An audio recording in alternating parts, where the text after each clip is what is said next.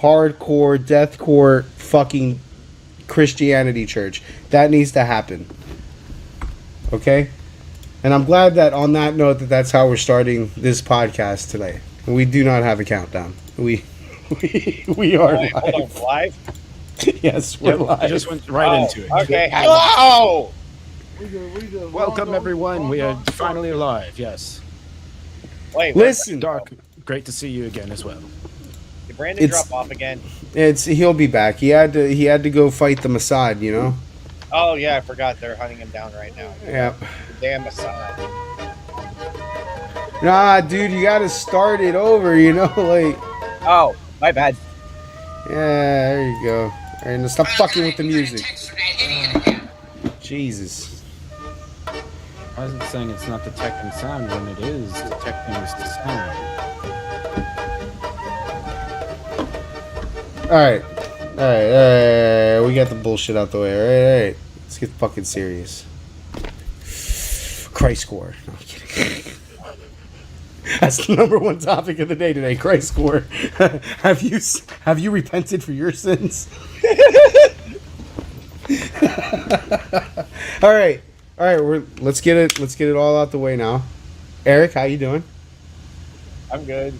Okay. Chris, how you doing? Very Jewish. Dropping off a body. Cat. That could be taken one of two ways. It never fails. Yeah. It never has to be taken anyway. All right. It just has to be taken to the morgue. So, Slender, how you doing? As well it can be. All right, Tommy, I see you liking in. Get the fuck in here. I see you just got home. I see you liking. Let's get the fuck in here, all right? Alex, what you doing? What's up? How you doing? Alex, what do you mean? Andy, not Alex. You're not Alex. What the A fuck? lot of people actually call me Alex, which is weird. Andy, how you doing, bud? Just You know, with Andy on the show tonight, you know something's good. You know we are going to be talking about some shit if Andy's on the show, because Andy only comes on the good shows. He's Andy's figured out the pattern. He's like, oh, Jews aren't the top of the news today? Get me in here right now. Don't worry, Brandon will still try. It's a dude. By the end of the days, every topic that we talk about tonight will end in "It's Israel's fault." Just wait for Brandon to get here. Anthony went to jail because of Israel. Yes. So for the record, guys, by the way, we are going to be talking about Carmelo Anthony, and no, this is not a basketball podcast. I understand the Knicks are in the playoffs and they're winning and they're in the finals and shit. This is not a basketball. But I will say this.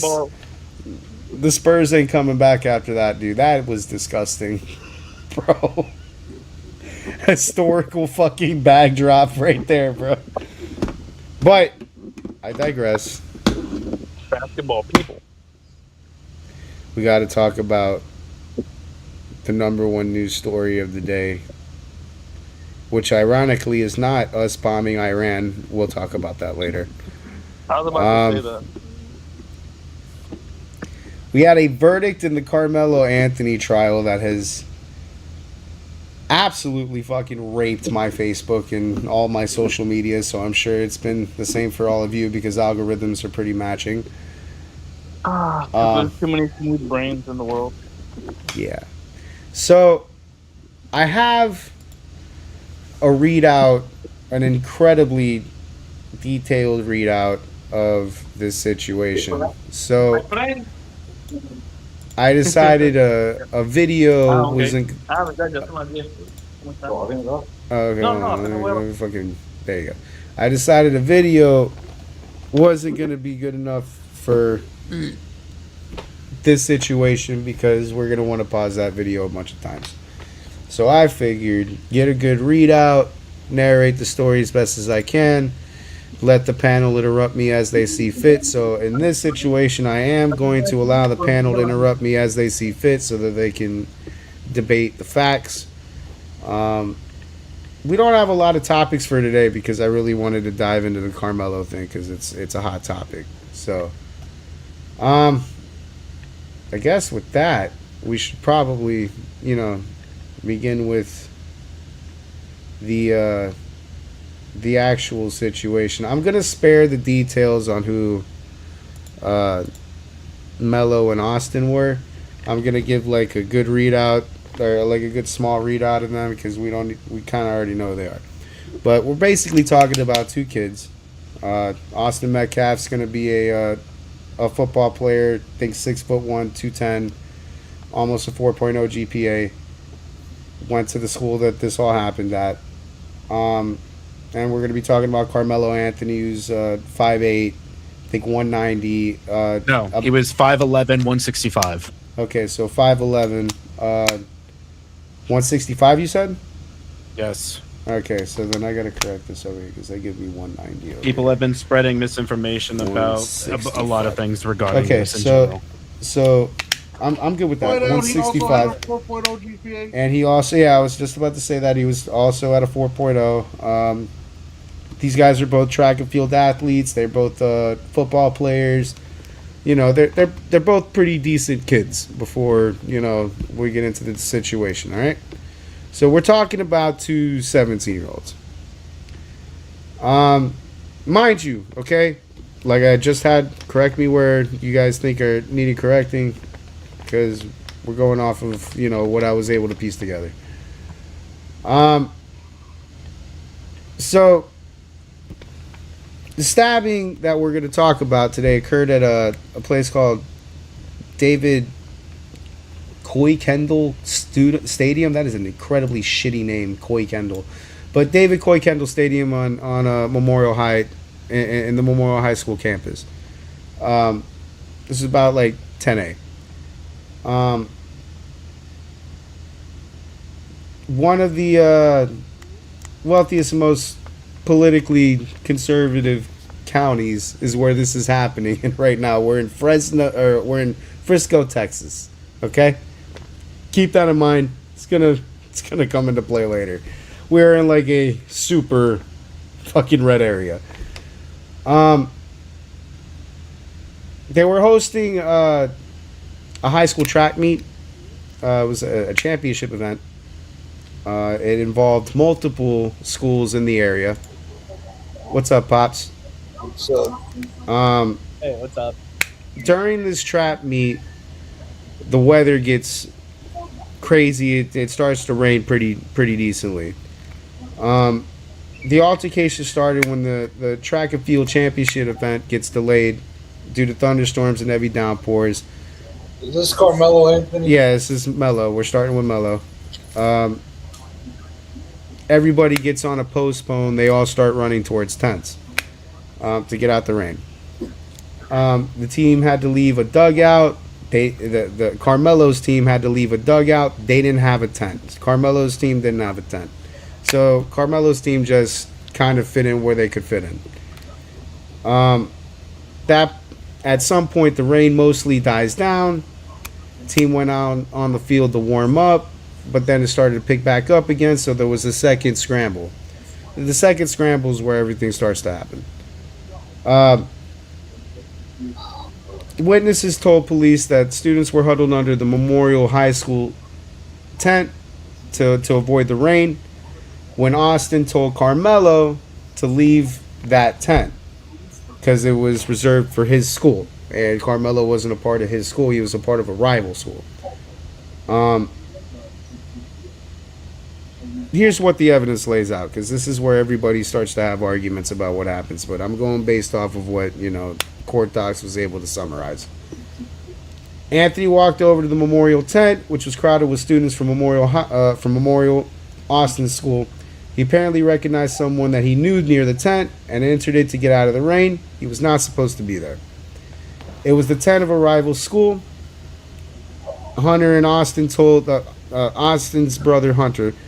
Hunter and Austin told Anthony, excuse me. Anthony and Austin told, Buddy to get out. Buddy didn't want to leave. An altercation an argument starts to happen. It's an altercation, as they call it. During that argument, Austin doesn't want to leave. He reaches into a bag. He says, "Touch me and see what happens." Austin pushes him.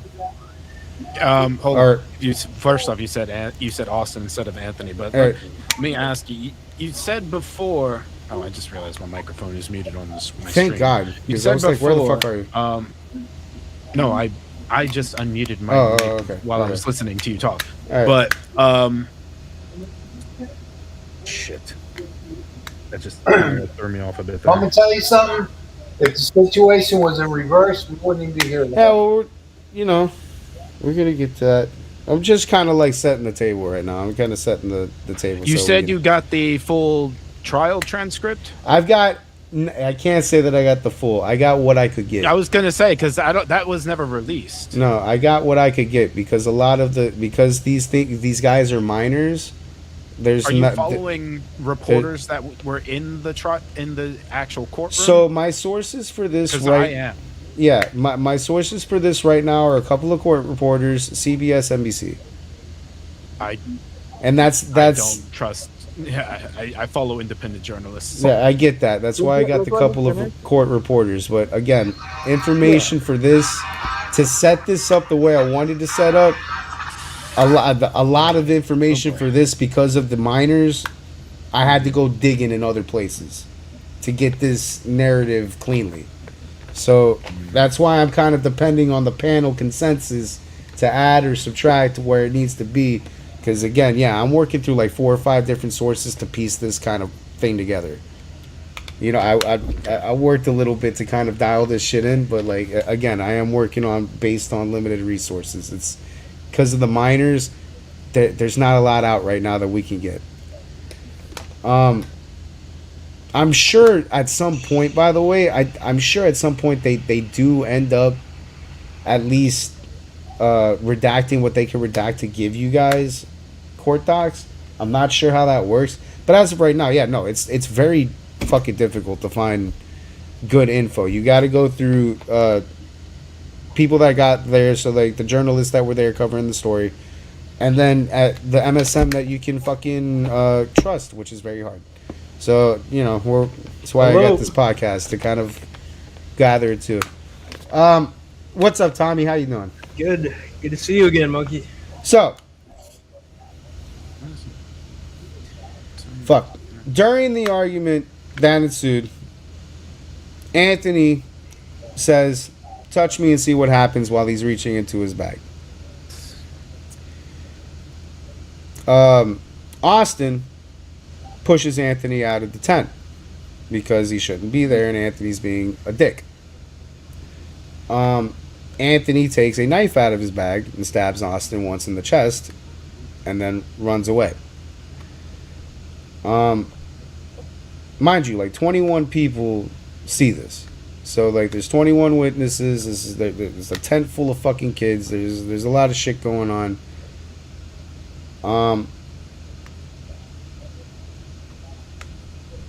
They're making a big deal out of the fact that it was a regular sized knife and legal. While some witnesses said Metcalf gave a hard two-handed punch to Anthony before the stabbing, others said it was one-handed, a jab or a tap. The 160-year-old linebacker said he told Carmelo Anthony to get out the tent, recalled Anthony saying, "Touch me and see what happens." He said that statement by Anthony was directed at Austin. He said Anthony challenged Metcalf to a fist fight. Metcalf said, "I'm not going to fight at the track meet." This is coming from one of the witnesses, one of the kids that was there. One team recalled Anthony telling Austin, "Touch me and find out," described both teenagers as angry, though he characterized Anthony as the one provoking the situation. He said Austin eventually pushed Anthony, which Anthony pulled a knife from his backpack and stabbed him in the chest. Austin grabbed Anthony and told him to move, and Anthony pulled out what a witness recalled as a black knife and stabbed him once in the chest. So these are all witness statements. It was a single stabbing. It perfect placement. After being stabbed, Metcalf ran down the bleachers, grabbing his chest, and told those around him to get help. When police arrived, he was not conscious or breathing, and athletic trainers were performing chest compressions on him. Despite life-saving efforts, Austin died from his injuries. Austin was pronounced dead minutes after arriving at the hospital. Meanwhile, Anthony had fled the scene on foot. Video from a camera shows Anthony being chased while running near the edge of the stadium, and he put his hands up in the air before 2 uniformed police officers handcuffed him. When Anthony said to police in those first few minutes is among the most analyzed and debated evidence in the entire case. According to a responding officer, Anthony first said, "I was protecting myself," and was emotional and crying hysterically after he was arrested. The officer then communicated to others that had Anthony in custody, to which he responded, "I'm not an alleged, I did it." As he was being escorted to the police car, Anthony reportedly said, "He put his hands on me and I told him not to." So the reason why this is significant is Anthony's already basically saying, like, I slapped the kid. Yeah. Right. Anthony was charged with murder and transported to Collin County Jail. He was charged as an adult. Since under the Texas criminal justice system, defendants age 17 and older are prosecuted as adults. This was not a discretionary decision by prosecutors. It is mandatory under Texas law. That is very important because I've seen a lot of people online try to believe otherwise. But it does not matter what race the kid is. If the kid's 17, he's getting tried as an adult. And that's a mandatory Texas law. Yeah. Okay. The thing is with that is like he would have got charged with manslaughter, but the fact that he said, "If you do that, do it again and see what happens." No, it's not do it again. He So did touch it. me and see what happens. He said, "Touch me and see what happens," Right. which The is fact which that he is a said that yeah. makes it a murder charge now instead of a manslaughter charge. I agree. That I feel like that's the death nail. Yes. Well, at the end of the day, at the end of the day, yeah, Monkey, you're correct. Like in the eyes of the law, it is, but you can't, like if dude slapped him first, put his hands on him, or well, I'm sorry, I realized that I said that wrong. He pushed him. Whoever made But first contact. he put his hands on him. After can I- Anthony can I- said it multiple times, touch me and see what happens. Yeah. So I have to ask you, Andy, yes, you can. Wait. for Because clarity, Anthony hold could have on, just hold on. left, because this was a place he was not All right. supposed to be in to begin Hold on, with. because I'm gonna do a little housekeeping here. Let me get Andy For go clarity- first. Hold on, Brandon. Andy go first. Okay. Brandon second. Slender third, and then we'll go. Yeah. Andy. All right. So there's certain a lot of aspects of the situation that some people are purposely taking to make this to something it's not. That's one of the main reasons why I wanted to appear on this podcast today. Because first off, let's start with the most obvious. This incident, by no means, is actually a racially motivated incident. It just so happens that the two people involved in said incident happen to be of different races.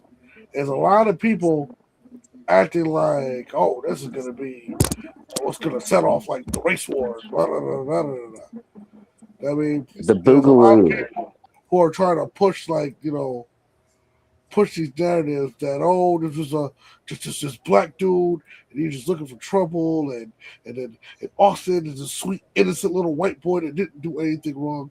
Let's keep it a bet. If Austin Metcalf didn't get stabbed, it just would have been like, oh, this guy was being a dick. Let's say instead of like stabbing Austin, he just punched Buddy in her face and then ran. That would have been fine. That would have been exactly. That would have been just fine. But here's where Austin fucked up. Here's where Carmelo fucked up. Now, in your own defense or not, it doesn't matter if you're brandishing a weapon. Once you've made it clear that you're willing to escalate the force, you have to take that opportunity to remove yourself from the situation. If you make no effort to remove yourself from the situation, even after you felt the need to pull that weapon out, you're 100% in the wrong. This is literally why Chud the Builder is in jail right now. This is literally why he's in jail right now. He Glad thought you said he that. went and he started some I shit. did this already. I mean, Yeah. you still That's a being little different as well because he did try to disengage, but we will get to that once that trial happens and more comes out about that because Fox did re-engage the incident on that. Chud disengaged and was walking away. Fox was engagement. the one that came back to him. Listen, engagement or not, he still brought a fucking gun to a goddamn courthouse. That doesn't matter. No, that actually matters. You're not allowed to have a gun. No, he didn't have the gun in the courthouse. He had Where the was gun on the court property. You Where can't was- have a was- gun was the on gun court in- property. Was the gun in his car? No, it was Well, on his person. Well, but he was on the And then sidewalk. when he got and that's arrested, public and then when he property. got arrested, It was he sidewalk. said, Was Listen. it on court property? "You're still No. on court property, dude." That's why he got caught at HD in 12 different goddamn angles, and that's why he in jail right now. No bond, no nothing. All right. Let's go back to Carmelo. We'll talk about that case later. All right. Anyways, so to finish what I was saying before. All right. Now, like I said, Can nobody hear me or something? I can hear you. Who is that? Not until just now. Okay, let me ask you a question. Slender, here's the deal. Bro, what Andrew's saying is 100% correct. Like, look, as somebody who has been arrested for having a gun on the property of something like a hospital, like another case. not even on me, just on the property of the hospital. That's another case. Like, yeah, you can get arrested for that. Hey. All right. We'll get to the Chud the Builder case another time. Let's finish the Carmelo case. I want to I'm litigate sorry. Chud. So I let want to me get litigate back- Chud the let me Builder get- so all right, bad, let but me let's get do back to my Carmelo. point then. Let me get back to my point then. All right. No, but let's get something clear though. Chud the Builder literally said the day before. Chud the Builder literally said the day before he was going to murder somebody. Listen, He was going to murder somebody the It's day not listen. after. looking good. We Yeah, will it's not looking good for Chud. litigate Chud the Builder later tonight. All right, listen. I'm let's only do going to this half first. acknowledge that because in course of the Carmelo case, because like you said, and you just said earlier, he said And straight wait, up, let's get something. touch me On, and on. see- I don't mean to stop you, but wait. Let me Andy just finish. Let Andy finish. Okay. Yeah. All right, because he said, "Touch me and see what happens." That constitutes A, a credible threat, and B, intent. You are intending that if Look. Clarkson does I'm A, not going to deny what you're saying. You're absolutely correct. It's a completely different situation. It's comparing fucking. Well, like I said, you gotta let me finish though. It's like every time I try to like go into like you know what I'm saying. So like I said, Go ahead. had he not went, mind you, personally, like when I first said when the whole situation started off, he should have just left. If he had just left, none of this would have happened. All right. So when it comes to things like self-defense, stand your ground, whatever, your first option, the first thing you're supposed to be trying to do is to leave. All right. Now,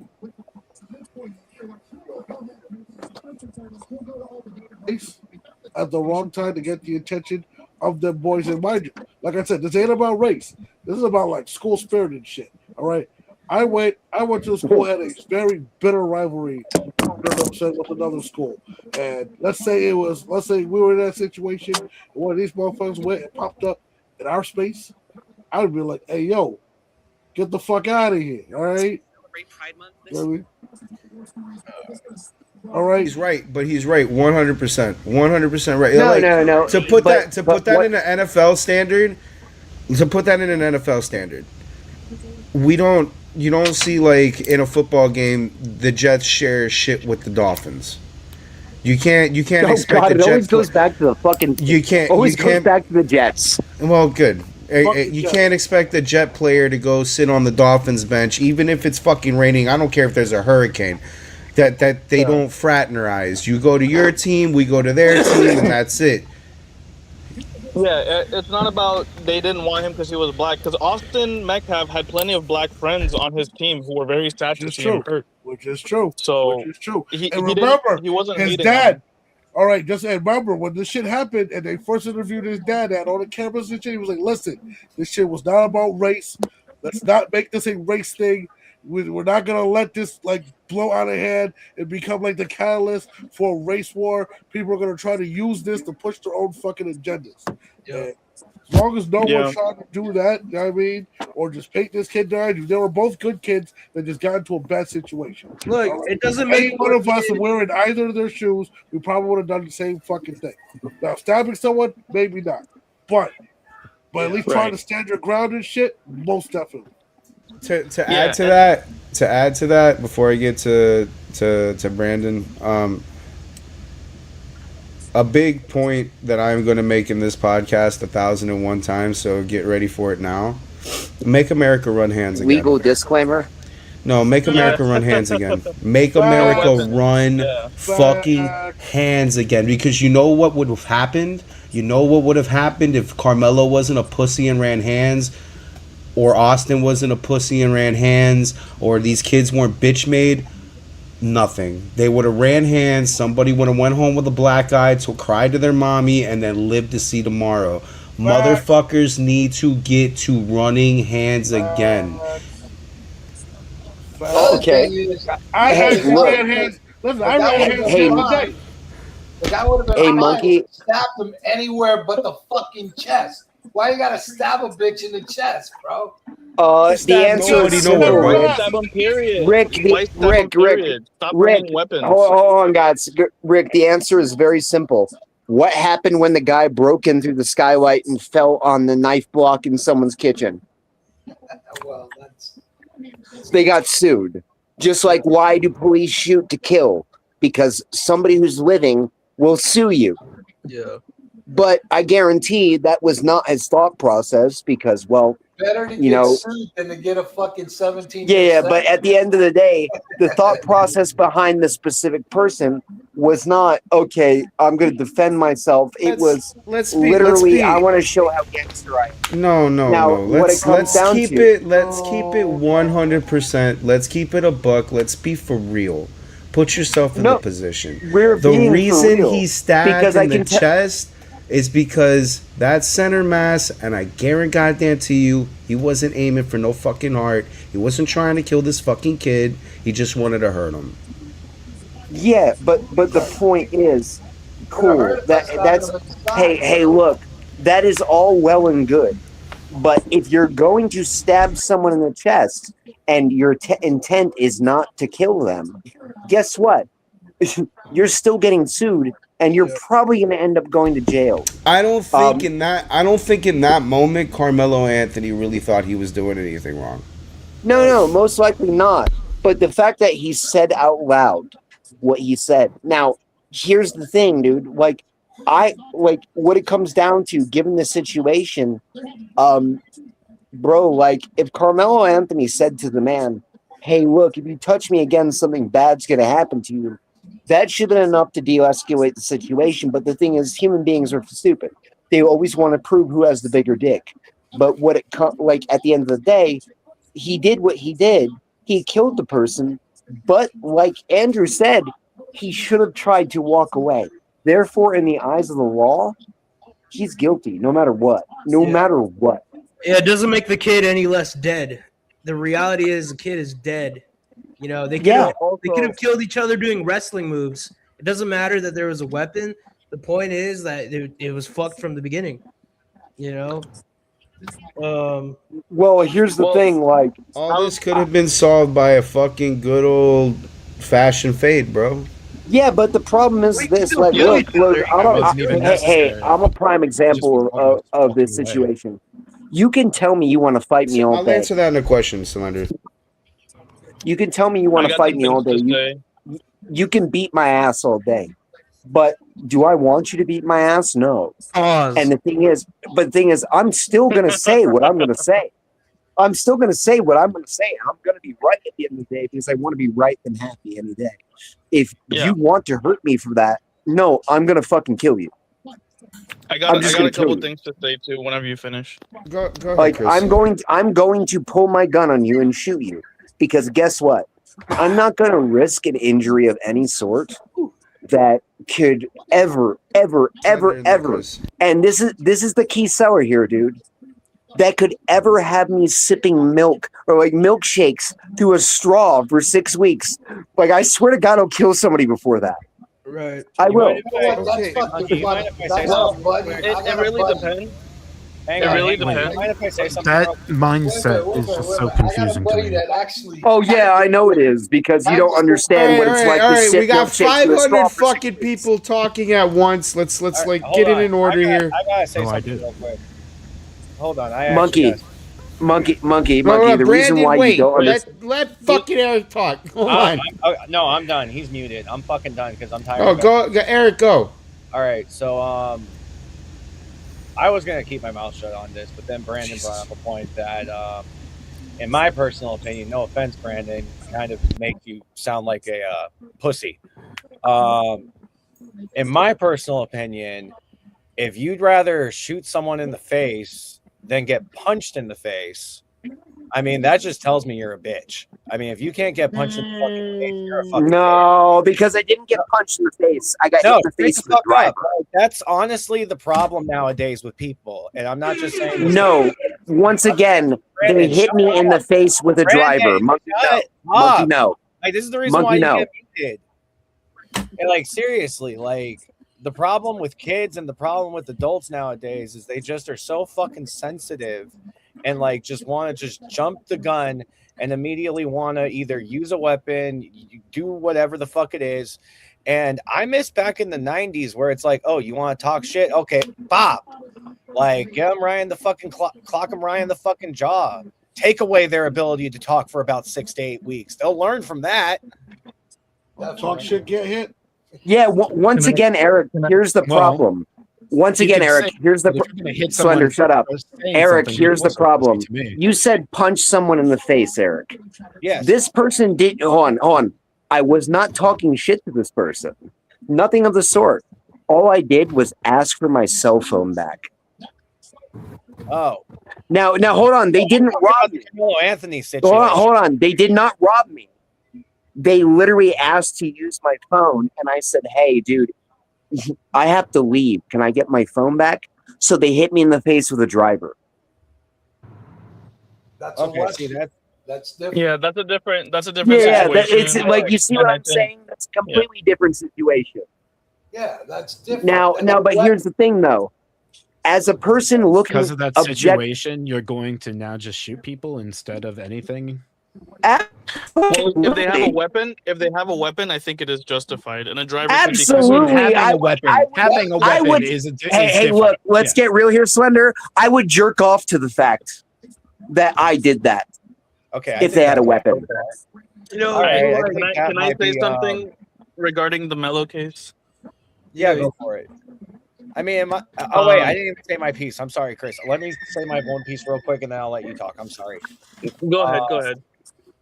In regards to this whole Carmelo and Austin case, I mean, this is just a heated situation that was going on between two rival schools.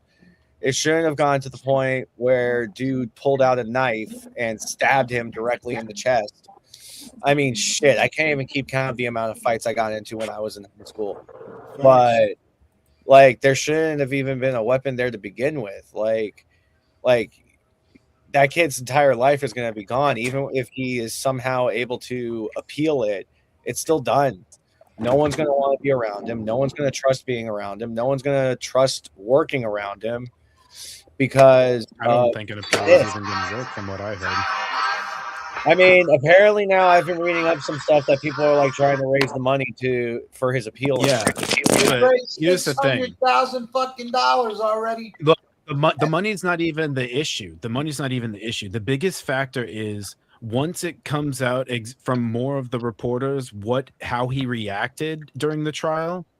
He was completely straight-faced through every part of the trial except for the verdict being read and his sentencing is when he cried. Well, yeah, of course, because he knows he's fucked. Exactly. Whoa, Yeah, whoa, whoa, but it whoa, showed hold to on, hold on. everybody. What It is that showed supposed to to mean, everybody Roy? that he didn't care about what he did. That he only cared about being punished for it. Oh, bull fucking shit. Come on, dude. Oh, wait. So let me get this straight. I'm just not ready to say that about a 17-year-old kid that's educated as him, bro. There we go. Thank you, Monkey. Okay, let's go over what else happened right after. His first thing Well, he before we ran move on away. too much, I mean, can I that's a just bit say, more I was gonna understandable. say, there's actually quite not a few even. serial Not killers. really. If it's self-defense. Well, I was also going to say there's quite Yeah. a few serial killers in American history that were known to be very intelligent. That's right. Not Very what I nice mean. people too. But the first thing he said to the cops was, "Can this be considered self-defense?" Yeah. Here, I'm going to give you a hard one. When you look at Jeffrey Dahmer right off the bat, do you think he's a serial killer? No. You think he's just a weird? You think he's just a weird gay man, and then you find out he likes to eat children. I Yeah, but they just didn't cry don't think about this getting kid is sentenced as or anything like that. I just Yeah, don't look, think this hey, kid is look, as look. cold-blooded as you think he is, bro. I don't think Yeah, it's I'm that. gonna I say, never hey, said. let- I'm not saying he's cold-blooded. No, this I'm was saying a he dumb only mistake. cares about himself. He doesn't care about what he only cares about that he's getting punished for it. I don't yeah, think dude. that's true. That's a reach, dude. I don't think his that's brain- true. that- That's a brain's reach. not even developed. Also, how he you acted have in to the take trial. into consideration his brain isn't fully developed. I Yeah, I mean, was your just brain saying. doesn't Thank finish you. developing until you're 25.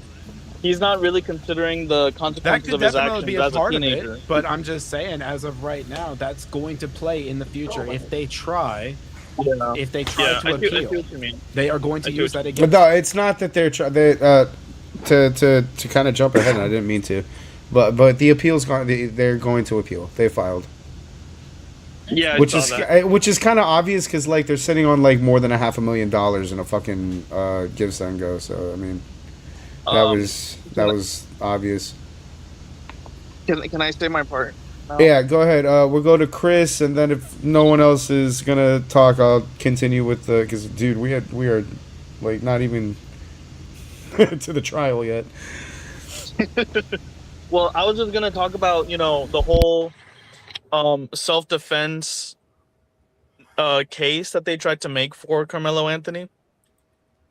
From the moment that after the incident happened and he stabbed Austin Metcalf, he ran away, which is not a good look for him for self-defense. There's been many other recent self-defense cases where the people stay put and they don't run away.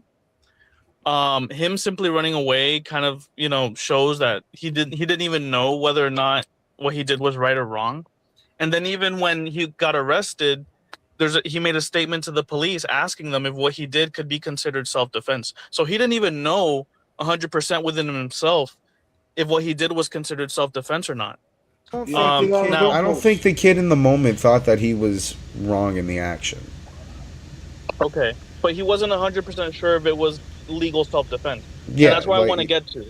That's where I want to get to. To me, legal self-defense would be, even if someone physically assaults you, you cannot respond to them with a weapon unless you have a credible threat of lethal force against you. And someone simply physically assaulting you isn't enough. It's similar to what we were discussing a couple seconds ago about Brandon getting hit in the face with a tool versus simply getting punched in the face with no tool. If someone is assaulting you with a tool, that can be put as a weapon, which can then, give you, in my opinion, a better case in trial for you to say, I feared for my life because they were attacking me with weapons versus simply just getting shoved around. Because if you're just getting shoved around or even just beaten, I don't think it's justified to use a weapon in response to someone attacking you without a weapon. Not to beat that dead horse, but we're gonna find the ultimate answer of that through Chud the Builder. I would say Right. that it depends Are on we the gonna talk specifics. about the dude- But Are we going to talk about the dude in Ireland that got his head almost cut off? We'll get to that, dude. Eventually. Like, can we get Belfast. through? That's in But just to Ireland. finish We're in off- America. Just to finish my my little spiel on self-defense, I just think that I feel bad for Melo that he made such a decision because it's going to ruin his life. And of course, I feel bad that Austin Metcalf is dead because he didn't deserve to die. But he just made the wrong call when it comes to self-defense, and I've noticed that this is kind of a trend. A lot of people seem to not understand when the proper use of force is justified in self-defense situations. Yeah. Exactly.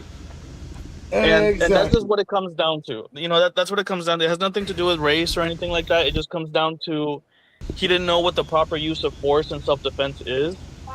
Like if he would What have punched Austin and then been like, I punched him in self-defense, that could have been justified, right? But to stab him is to take it a whole nother level to which it didn't need to be taken to. Yep. And what else was I gonna say? I was gonna say one last thing.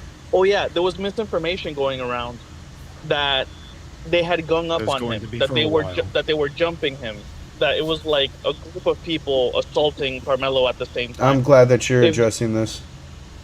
if that was the case, although that wasn't the case because that's misinformation, if that was the case, then he would have a better case for self-defense. But those were not the facts. That was misinformation that was going around, which would have given him a better self-defense case if everybody was jumping him at the same time and he had the injuries to prove it. But he did not. You know, the truth of the matter is he just got shoved once or twice by the Metcalfs, and he responded with overwhelming force that was inappropriate to the threat he was facing. Irresponsible. Yeah, you're He got shoved. So literally, what happened? This was in multiple witness testimonies. He was pushed once by Austin, and as soon as he was pushed, he responded with the stab. Yeah, that is Oh, that way is too the far. consensus, and Way too not far. Way too not far. not And to by the way, not to say anything, responsible- just to say something that was 21 witnesses, and some of those witnesses were Carmelo's. Yeah. Yes. Which is, you know, what I've been saying, that's a disproportionate amount of force for the threat you're facing, and that's what makes it wrong. That's why he did not win his self-defense. You know, that's why his self-defense case, or what's the word I'm looking for, like his narrative didn't hold. It didn't hold water because you're responding with, disproportionate force to the threat that you're facing. It's not appropriate, in other words. At this point of the whole thing, I feel like before we continue, because we're gonna keep pausing through this. This is the section that I should make this comment. Hey, can I say something when you're done? Yeah, sure. Okay. I have been obviously, in this discourse all day, today, yesterday, and there's a prevailing question that is the most annoying fucking question ever. What if Austin just minded his own business? Austin's business was the authority of the tent. The teacher or the teacher, the gym or the coach or whoever that was responsible for those pack of students under that tent put Austin as the authority of the tent. So I need to make this clear. The onus of the person in the situation between Carmelo and Austin, the onus of the person that needs to seek an adult is Carmelo, not Austin. If anybody should have done something different, if any question should have been asked, the prevailing question isn't what if Austin minded his own business, because that was his business. The question is, why wasn't Carmelo seeking an adult? Yeah, I made a comment like this on a post that I saw where it was, instead of stabbing Austin in the chest, Carmelo should have found a teacher of his own, of his team, and been like, hey, those kids assaulted me. I didn't do anything back, but they assaulted me. They pushed me out of their tent.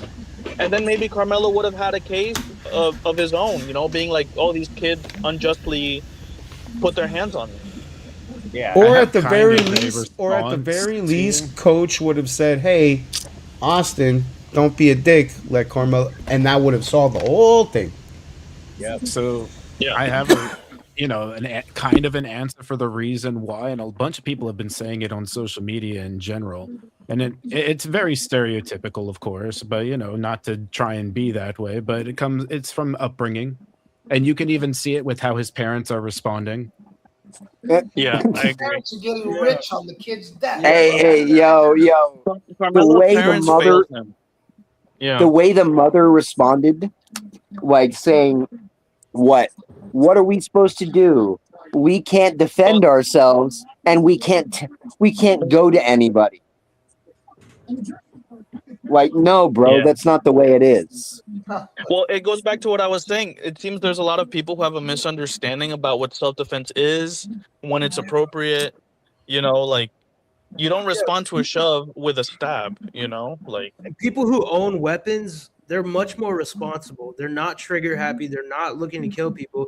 They're some of the nicest people you'll ever meet, because they know how dangerous a weapon is, and they're way more responsible about that. And 17-year-olds have no business taking, weapons to school, and I can't judge him, because like maybe he felt threatened, but he at the end of the day he used it, and too bad.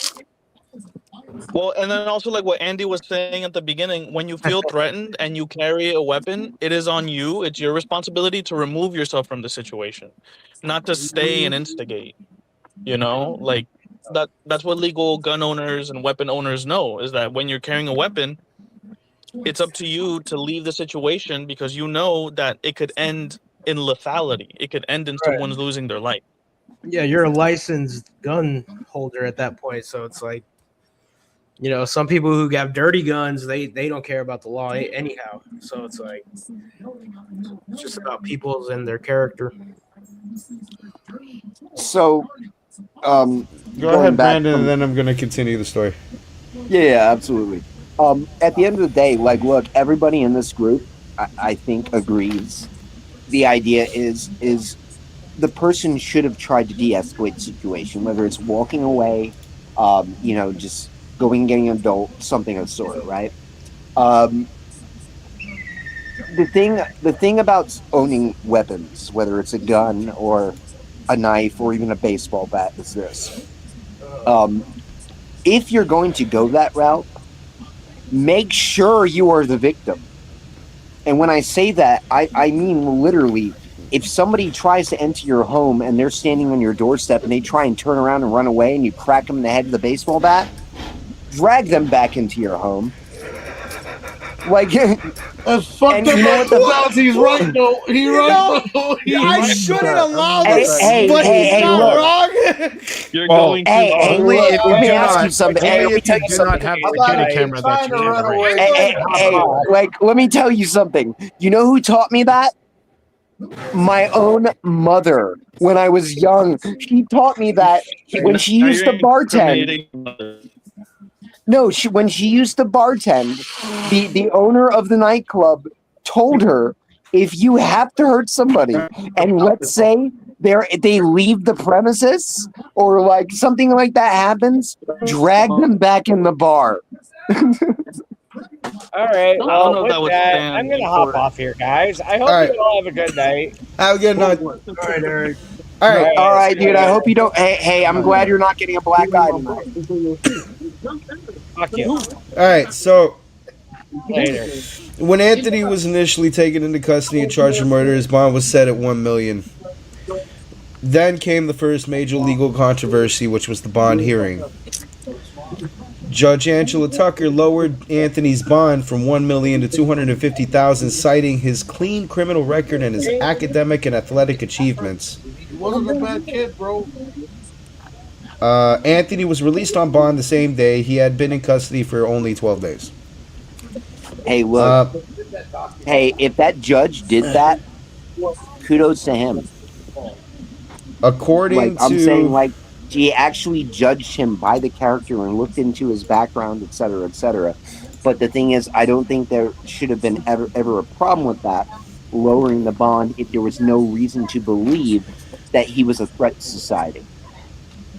According to his release conditions, he must be supervised by an adult at all times and must contact the judge's bailiffs every Friday morning. He was prohibited from using social media or contacting Metcalf's family. This decision by Judge Angela Tucker, a black Republican judge in Collin County, to reduce the bond ignited an immediate and vicious online storm. Tucker was doxxed. Angela Tucker, the judge who lowered the bond, Yeah, received she was multiple doxxed and threatened. threats from unknown people. The FBI and the local sheriff's office had begun investigating those incidents.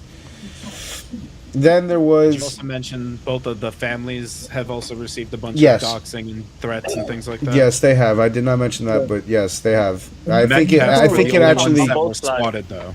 I think it actually comes later Yeah. in this. Oh, We can definitely Yeah, say there's racists probably. on both sides of this case for sure. Within Absolutely. all the within time. hours of the stabbing, the case exploded across social media in ways that would define its entire public life.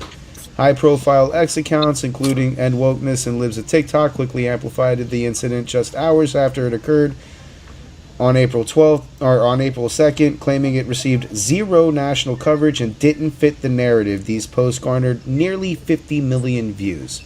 This framing that a black teenager killing a white teenager has been suppressed because of racial politics became the foundational narrative on one side of the political divide.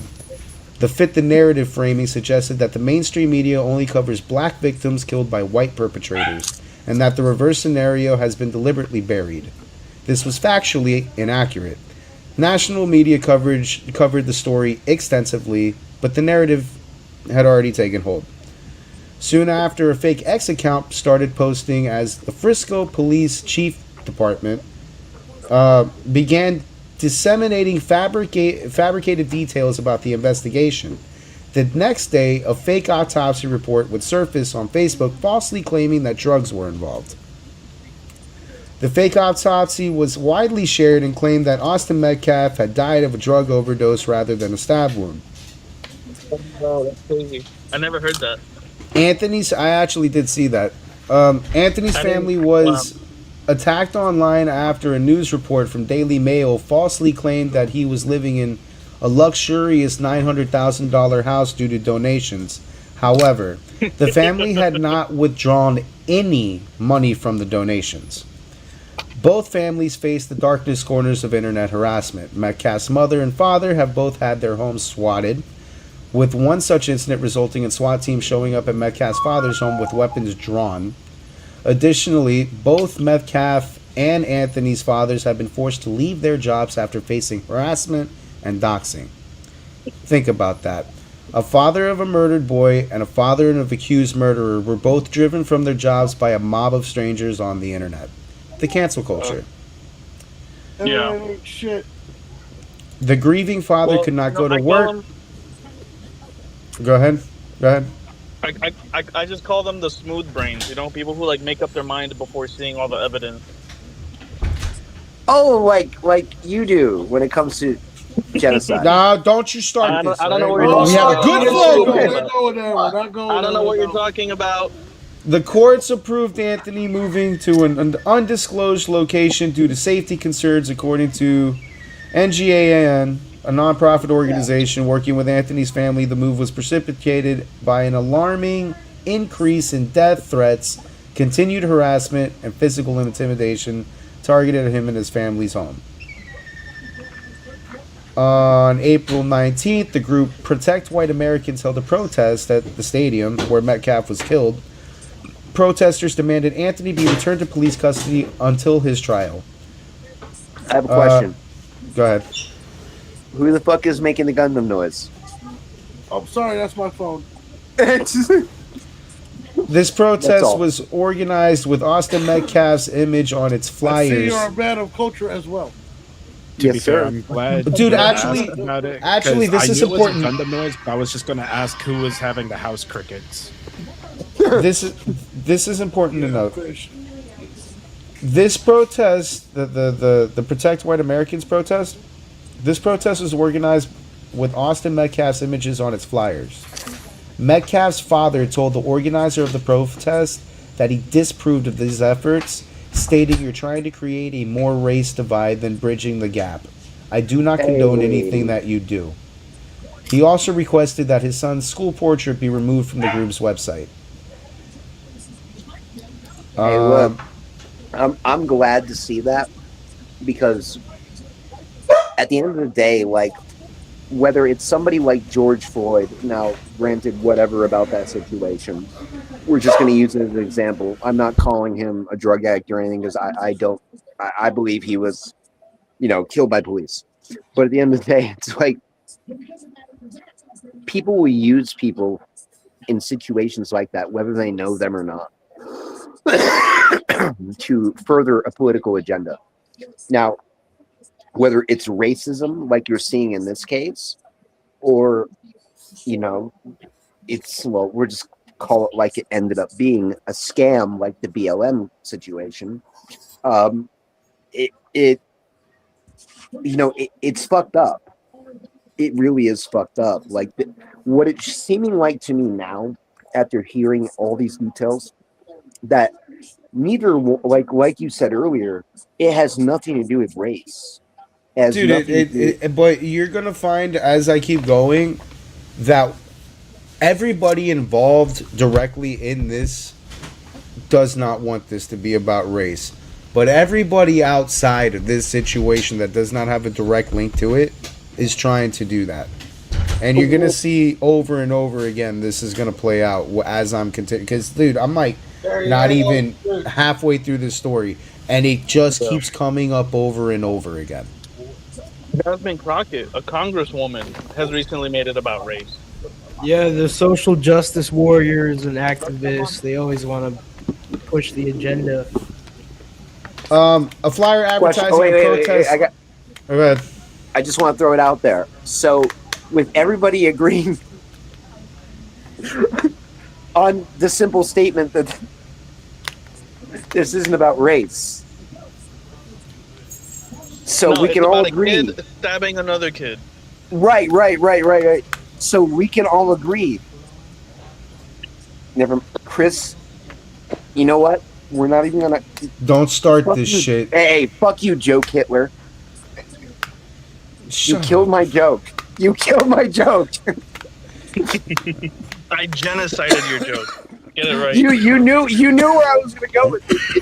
Fuck you. But was it going to actually be a joke, or was it the just going to try to financial be a response derailment? to his case? You mad, bro? The financial response to this case reflected its deep political polarization. Anthony's family set up a crowdfunding campaign on GiveSendGo to pay for legal defenses, raising over $515,000 by May 1st. A GiveSendGo fundraiser for Anthony and his family ultimately raised $625,000, while a GoFundMe raiser for Metcalf's family raised just under $600,000, nearly equal amounts.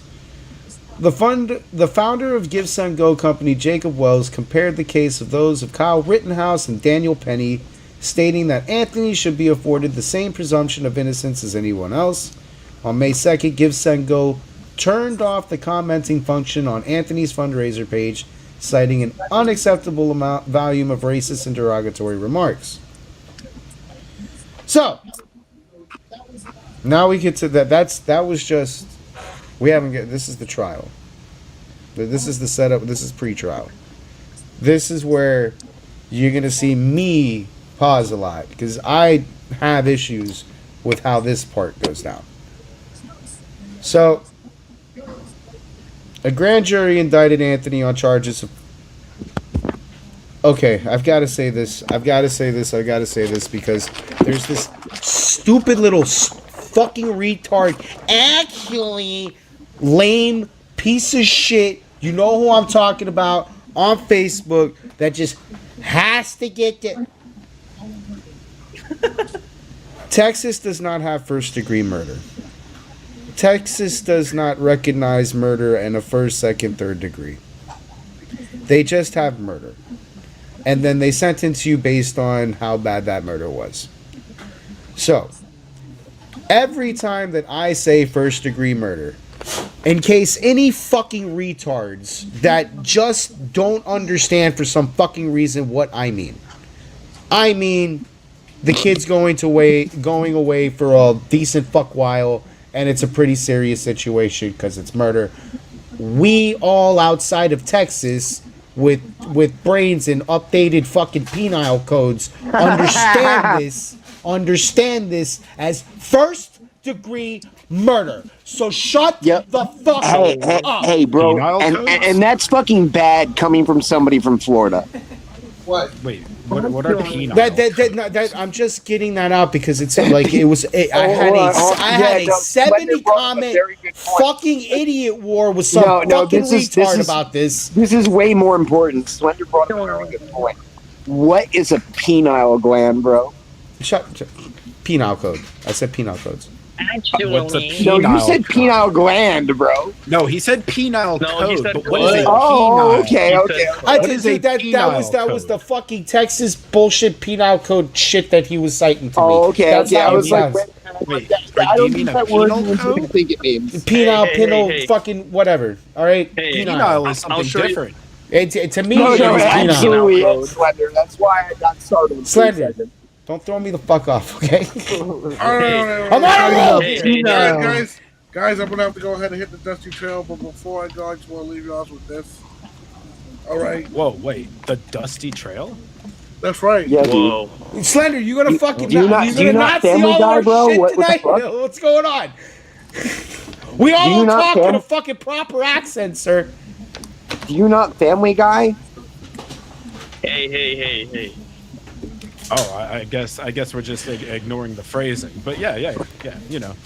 Yeah, the old What's Dusty wrong with Trail. the phrase? Do you not Family Guy, bro? You know, like Hey. I love this podcast because this is gonna be the only topic tonight. Why don't you Family Guy? Why don't you Family Guy, Slender? I'll show you my penile code. Why didn't you catch the reference to old Dusty Trail? I mean, anyway. Why don't we get to the next topic? No, we're not. Have a We're good not night, done Andy. here. Anyway, let Andy Because his speak monkey's his been piece pretty here. much like dancing around. Have I a don't wanna good say night. dancing around, but he's been like going around that point. Like I said, like he said before, there's a lot of people who have fuck all to do with this actual situation, with no connection to the situation, or only people involved in the situation. They're trying to make this something that it's not. So we owe it to ourselves as critical thinking, living, breathing human beings, but cognitive abilities, and we aren't fucking retards, to recognize this shit when we see it, and not just make it into something it's not. It's not team sports. Amen. All right. Amen. At the end of the day, it's just two kids that got hyphy with each other, and one took things a little too far, not even knowing the legality of what he was doing at the time. Right. Thank you. Pretty much all it is. All right.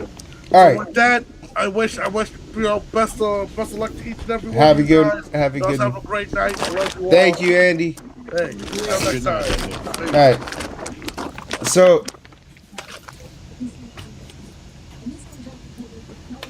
a grand jury indicted him on first-degree murder, as we understand it. Okay. Well, we just got through saying that first degree murder isn't an option in Texas. Hey, listen. He just said it was. I'm gonna They don't explain have it that in again. Texas. I'll explain it one more time without yelling at it because it probably didn't come out of your computer speakers cleanly. But Texas doesn't have first, second, third degree murder. Right. They just have murder. Okay? But the way this is sentenced and the way this is, the amount of years that like the severity of the crime, the amount of years that they're turning the kid for, we would understand that outside of Texas as first degree murder. So when they say first degree murder, it's because of how bad the murder is and what they're trying to charge him for and sentence him for.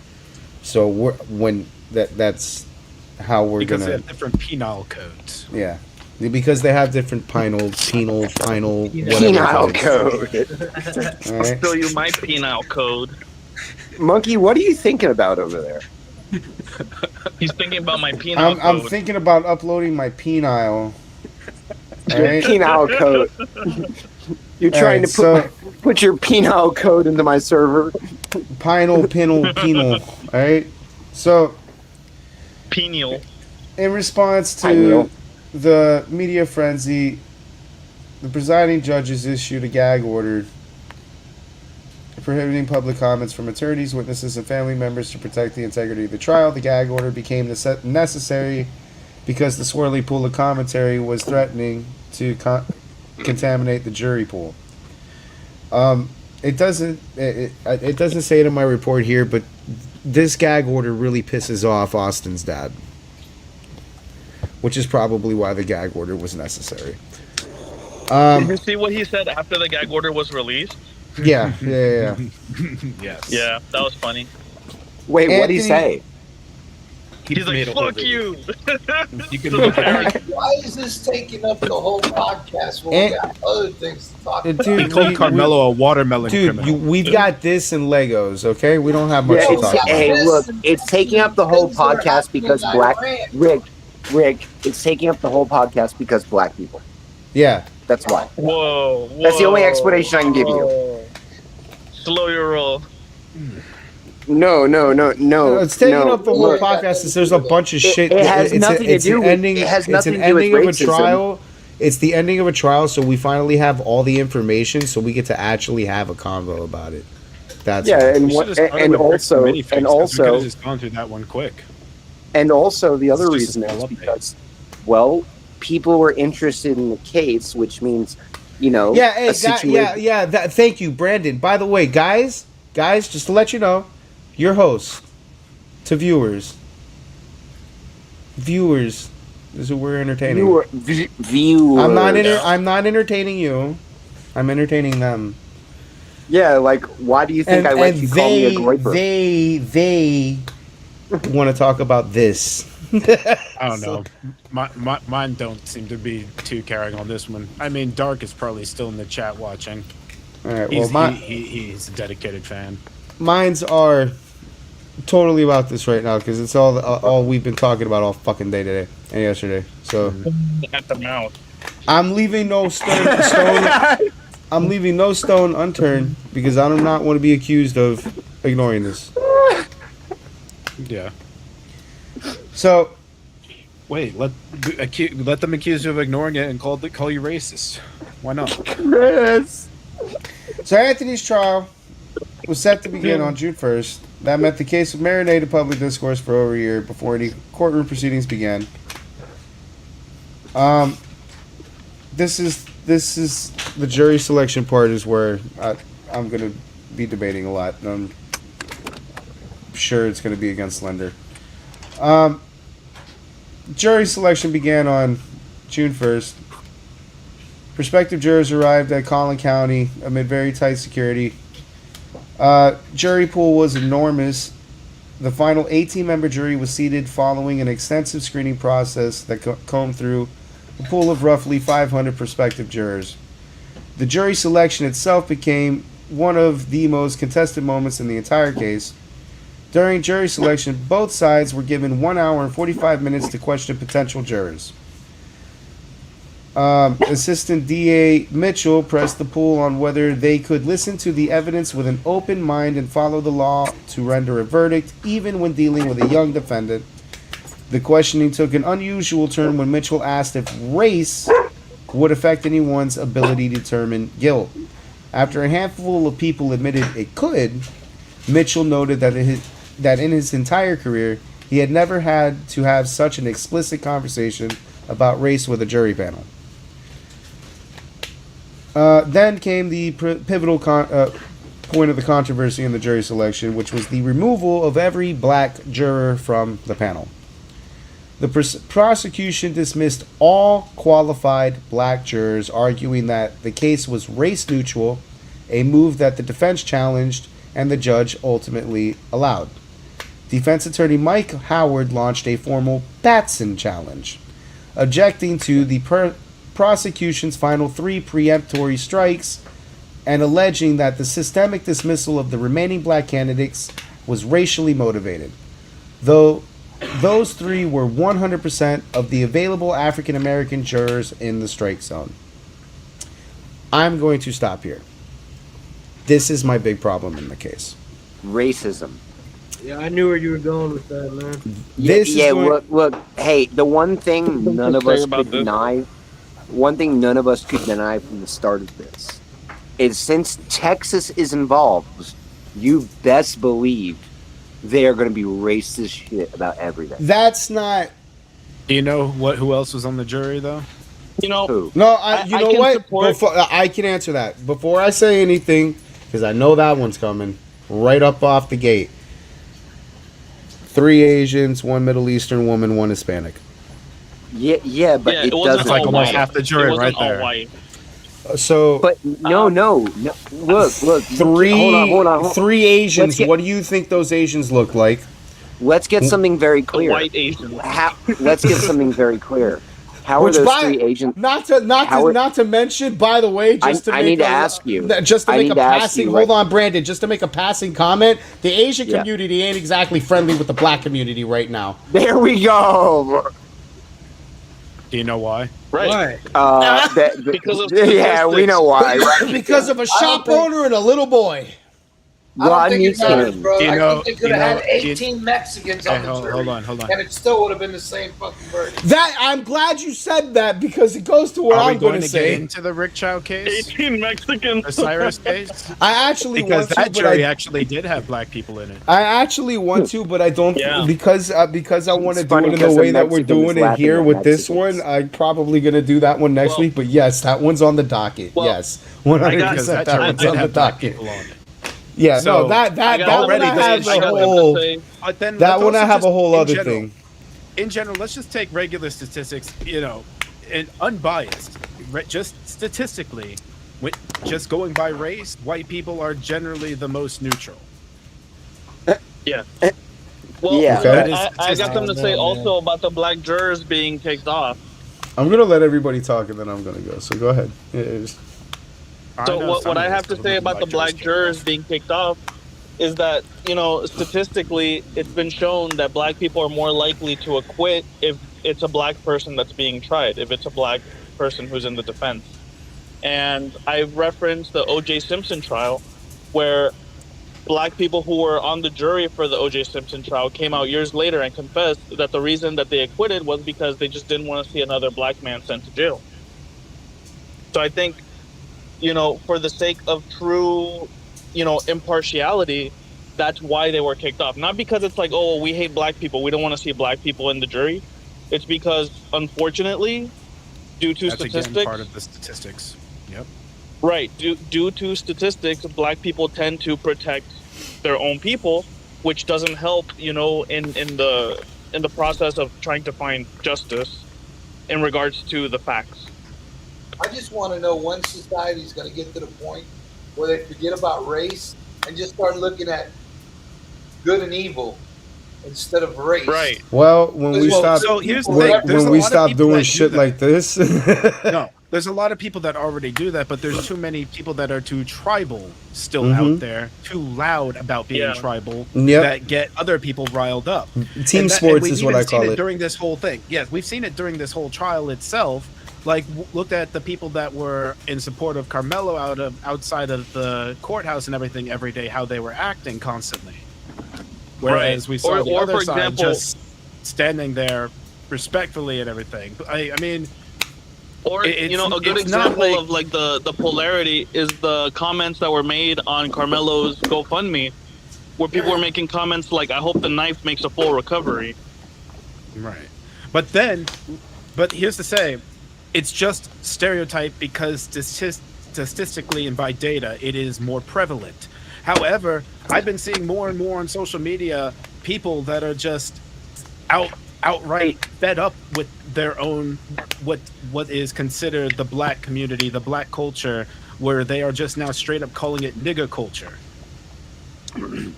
They themselves are calling it that Hey. because they know that's what it is. Well, it's true Hey, because look, you have it's- because there are conservative black people, but it seems Brandon- that more of the it seems that the liberal black people are the ones that are more tribalistic and willing to look the other way. And, I've had this conversation. Oh I've had- shit, bro! Why is he? See, like the fact that he's not talking about Jews right now, like he literally Oh is my like saying all the goodness. correct things. There's a little. Wait, Like- wait, hold on. Let me finish what I was saying. I've had this conversation before with No, you're some of right. the black people that I know.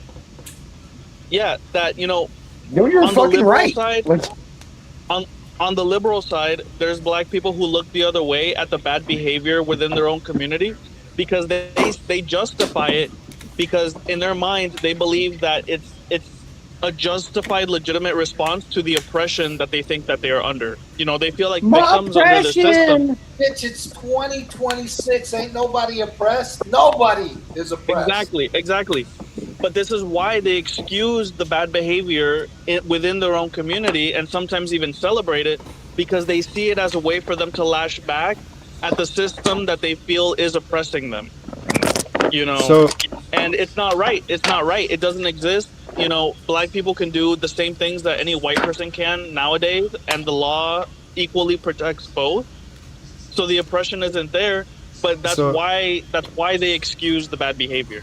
so I think removing the 3 black jurors was wrong. At least kept one of them, but the reason is multifaceted. So to answer something that Chris said, which like it wasn't gonna originally be a part of my argument, but I'm gonna make it because it's a good point. Consider the location of the venue that this trial is under. It is a very, very, very conservative red state.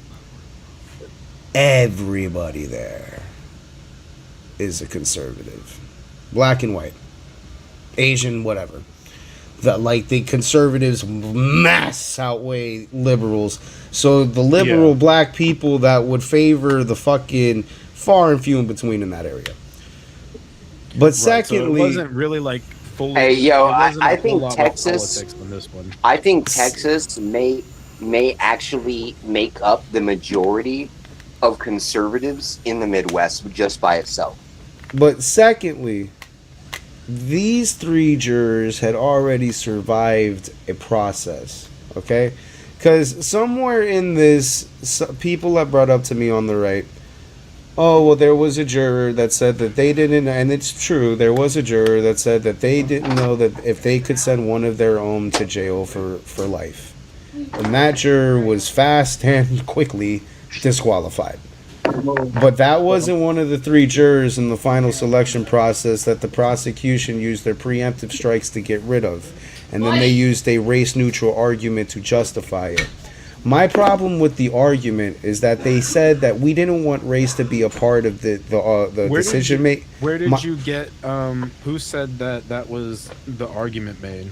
It says it right here. The judge's decision, presiding.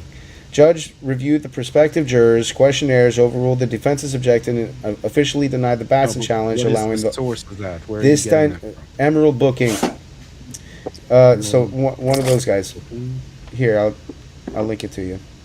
Yeah, link me to that, because this is the first time hearing this about being part of.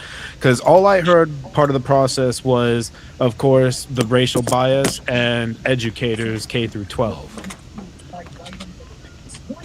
No, there was they had to go through a questionnaire and then an interview process that was like an hour and 45 long. Right. Yeah, I'm to become a side, juror I'm in saying any. I haven't heard about this one. I haven't heard about this part that you're bringing up. I've only heard about other parts. So, well, you know, to become a juror, they ask everybody a set of questions to see whether or not they're biased or not. And they fail them on those questions. We've done. Yes, so yes, these 3 jurors have already survived the process. The way they get eliminated is the pros uses. They have 3 preemptive strikes.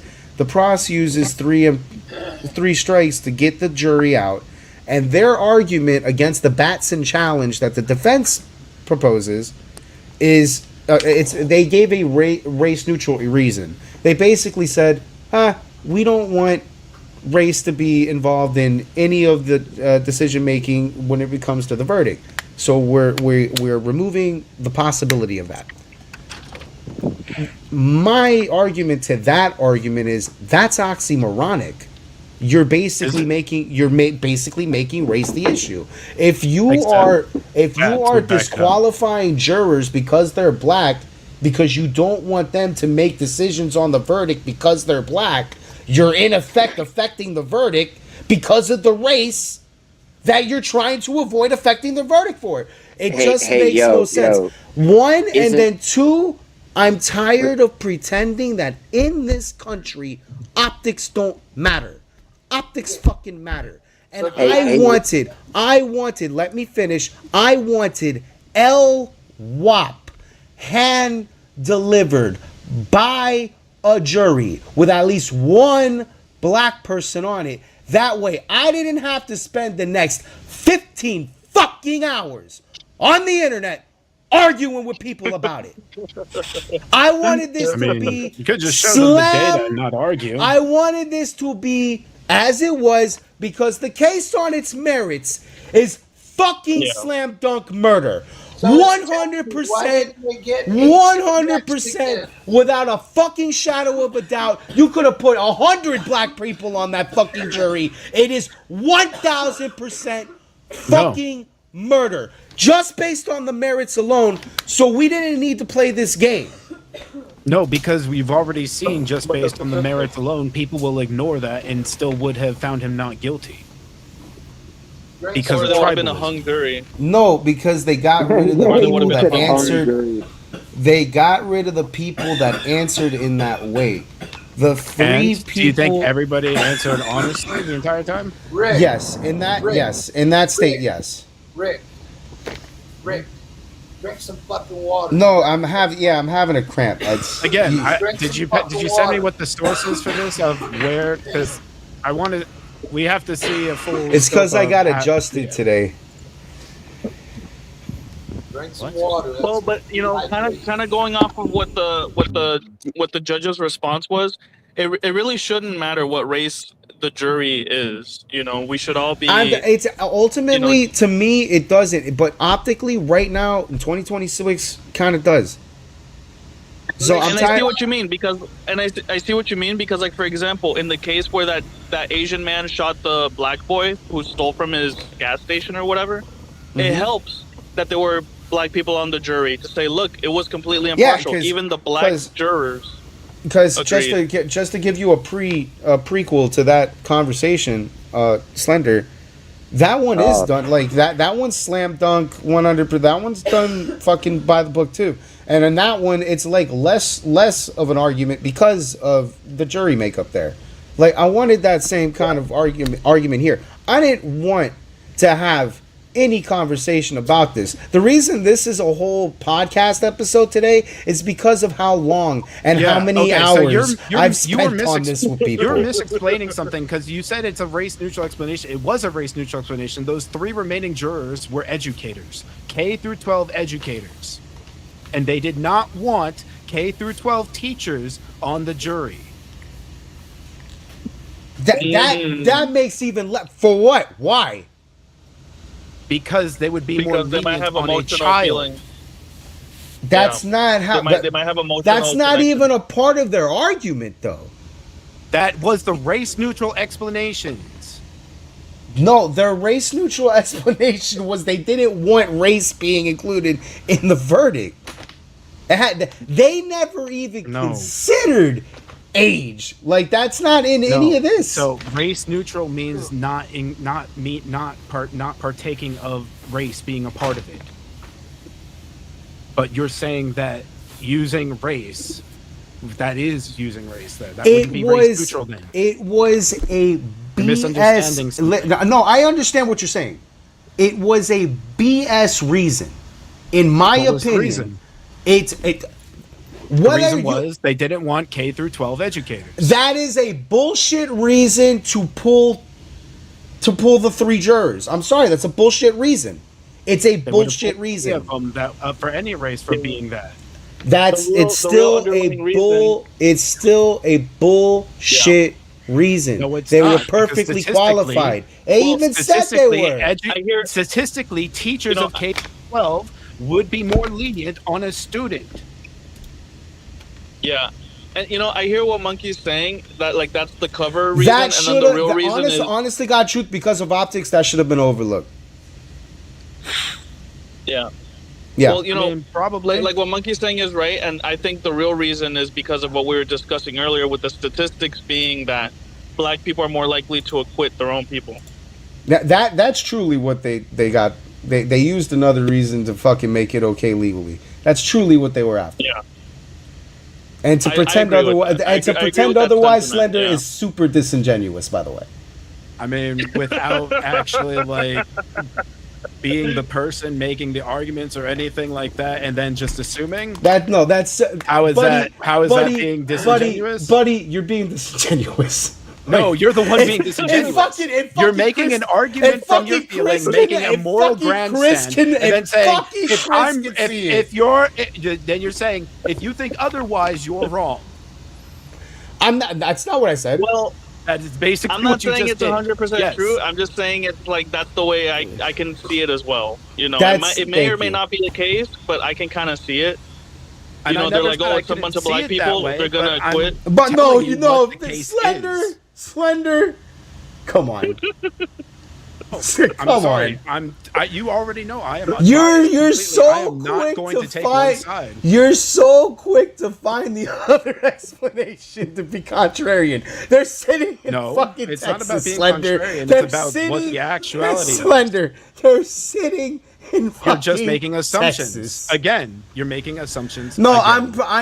I'm not pretending to be ignorant as well. I'm not pretending to be ignorant. You're being coy. No. You're actually just making assumptions, assuming that there could be no other possibility. Again, there is. I mean, it may be possible that the reason they gave is the legitimate reason. Even with that possibility, Slender, it's a bullshit reason, and it should have been overlooked, and the Batson challenge should have been accepted because, optically speaking, they should have been fucking able to convict with one black juror. I don't give a fuck if they were a teacher. It was cut and dry fucking murder. Ray Charles could have seen that. And that's what I wanted. Well, I wanted it. You should have been the lawyer making the argument. I wish I was. I fucking wish I was. Then you weren't, but I you wanted. weren't there. But so since I'm not, and I'm a fucking podcaster that lives in America that can just say what the fuck he wants. And by the way, I could do this. Right. So you shut the fuck up. Thank you. I can say whatever the fuck I want. All right. So since I'm on a fucking podcast that can say that and can comment on it, I'm going to say what the fuck my opinion is. Thank you. We can say exactly what we want when we want. I can just mute you on my stream. No one will hear you. Oh, okay, cool. Let me know. All right? See you tomorrow, I guess. Brock Lesnar. Like, I don't know what to fucking tell you. Brock Lesnar. Yeah. Yeah, they shut down the Negro vote on this one. But honestly, it's optically, I wanted an fucking arguable conviction. Yeah, you wanted this not to even be a question. You wanted this not to be a question. Yeah. Thank you. I wanted no question on it. It's a done deal already. So You know what? Goodbye. We're going to mute them. I'm heading out. And then we are going to take care, everyone. You all have a good night. I guess we'll. I don't know what they're doing because I guess they're just muting me over here. But everyone, we can hear you, dummy. What are you talking about? We're here. We can hear you, dummy. But go ahead, sign off. Fucking sign off, dude. Said I was muted at the top. You weren't muted. Only for like 2 seconds.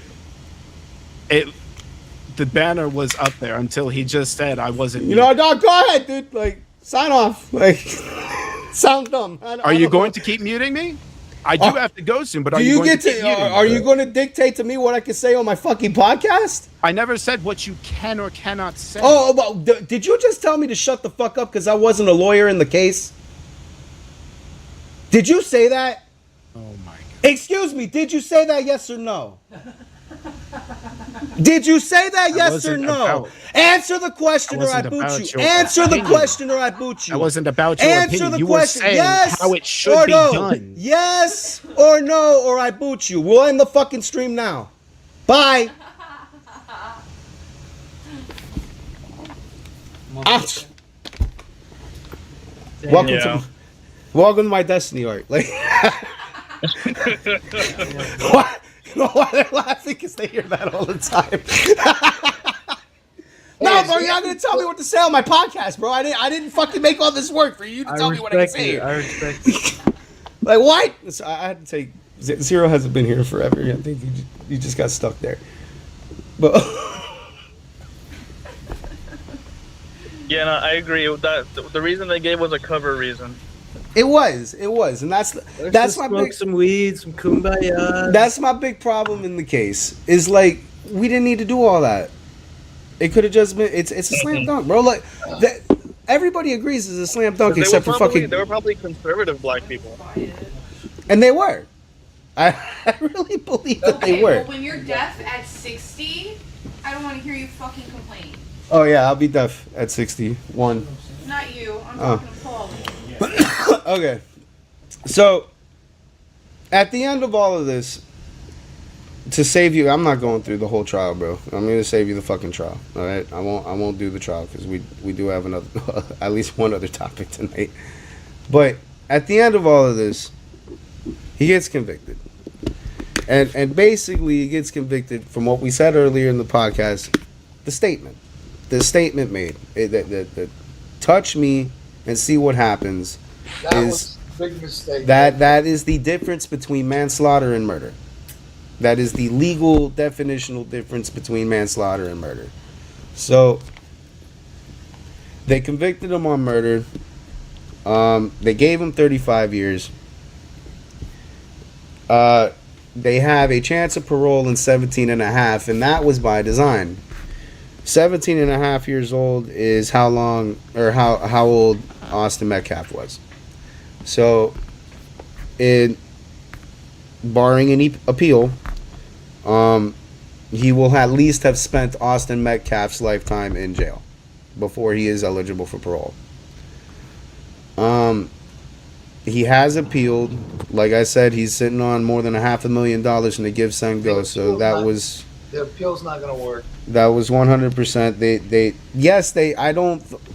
I've had to clarify this because they do have a path to appeal due to Batson and a couple other things in the case, like age, the argument between murder and manslaughter, the Batson challenge, venue, and polarization of case. So there's ways that they can have an argumentative path to an appeal, but the chances of that appeal overturning anything or even resulting in a retrial, very, very slim. We're probably not getting a retrial on this. Like, being realistic, I don't see that happening in Frisco, Texas. I just don't.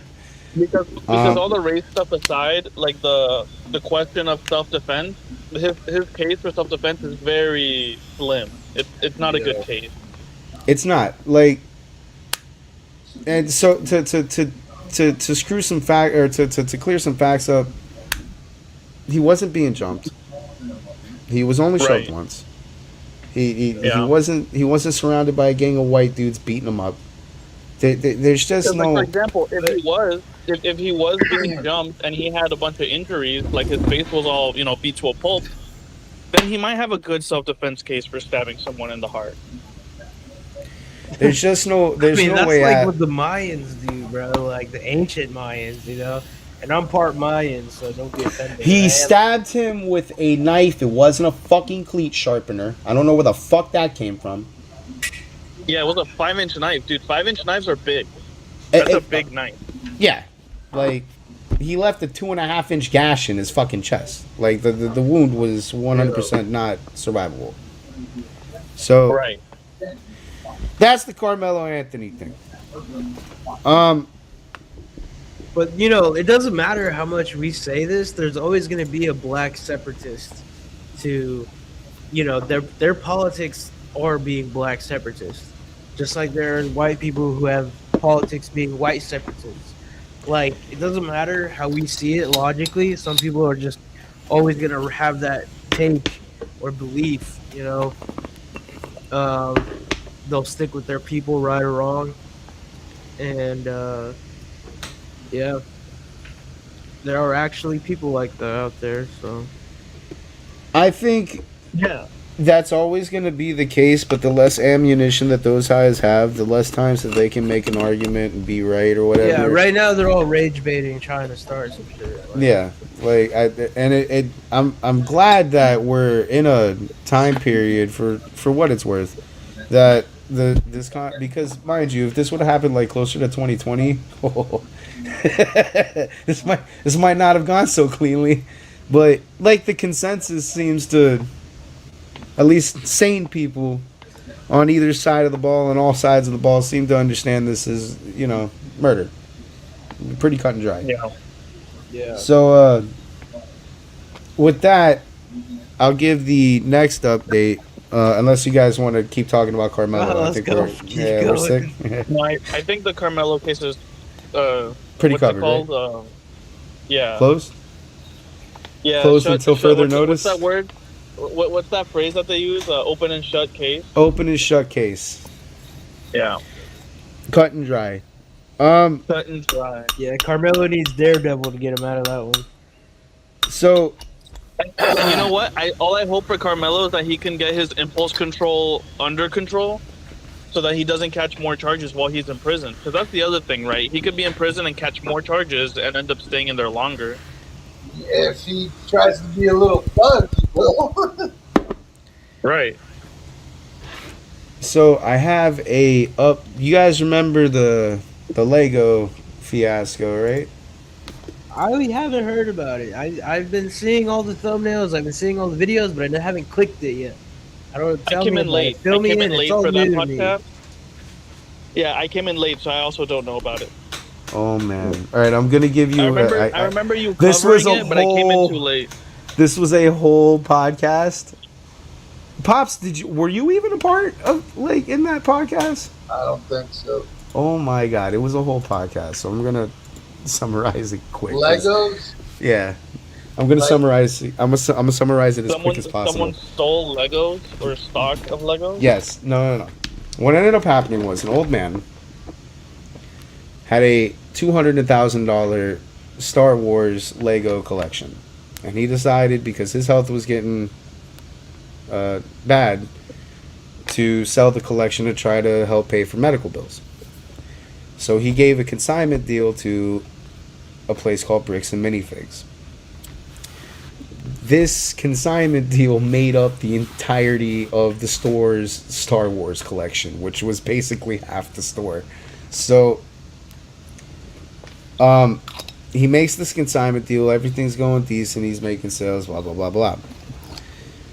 The store's owner, which we'll call like owner one, because there's going to be multiple owners here. So the store's owner ends up deciding she's, leaving the country, got a better job opportunity, wants to get, sell the store back to the franchise and, whatever. So the franchise sends a second owner to take over the store. And in the transition of that takeover, they basically fuck this guy on his consignment. This guy sees that the store is transitioning to new owners and wants to check on his Legos, and they give him a big runaround, and basically tell him he's fucked on no Legos. They didn't sign no consignment deal with him. They're not responsible for any consignment deal with him. We don't know what you're talking about with your Legos. You could try to sue. They told the guy you could try to sue us, and it'll be worth more than your fucking Legos. Wow. And we'll end up winning. So they basically told the guy in a very, very direct way, you're fucked, get over it. These are our Legos now. So a YouTuber catches this story, Ben, and makes it his personal fucking mission for the next fucking 4 months to get this guy his Legos back. And in his documentary of getting this done, he's found out that there's an entire police force, a town, and a whole bunch of like a judge, a police force, a town of people that are all conspiring to help this guy get rid of the YouTuber and his questions and this Lego problem. So the YouTuber gets fucking harassed by cops. He gets fucking his Airbnb raided for fake threats about stealing Legos that he doesn't have. They make bomb threats in his name. They make bullshit in his name, and all the while he's got because he's recording a YouTube video and making a documentary. This guy talking shit to him the whole way through, telling him that this shit's gonna happen. He basically gives the YouTuber the same shit that he gave everybody else. You can sue me, it ain't gonna work. Fuck you and your Legos. So it becomes a big, huge thing, and the whole country starts to pay attention because the police are acting fucking crazy about it. Like, there's a lot of corruption, and it's over Legos. Like, so Well, they how much is the Lego collection worth? You said 200. $200,000. Wow. So it's a decent chunk of change. Everyone risking their job over That's 200K. enough money to sue somebody over. Huh? That's well over enough money to sue somebody. Yeah. But they told them that we'll drag it out and you won't win. And by the time we're done with you, it'll be worth more than the Legos that you paid for. Like, yeah, I'm not judging the old man for wanting to sue. I'm judging the whole conspirators, like the whole town, for going to these lengths over just 200K. And the CEOs and like helping too. Like, it's a big PR disaster for a huge company, Bricks and Minifigs. Do they think that the Legos will increase in value? Because it just doesn't seem that worth it.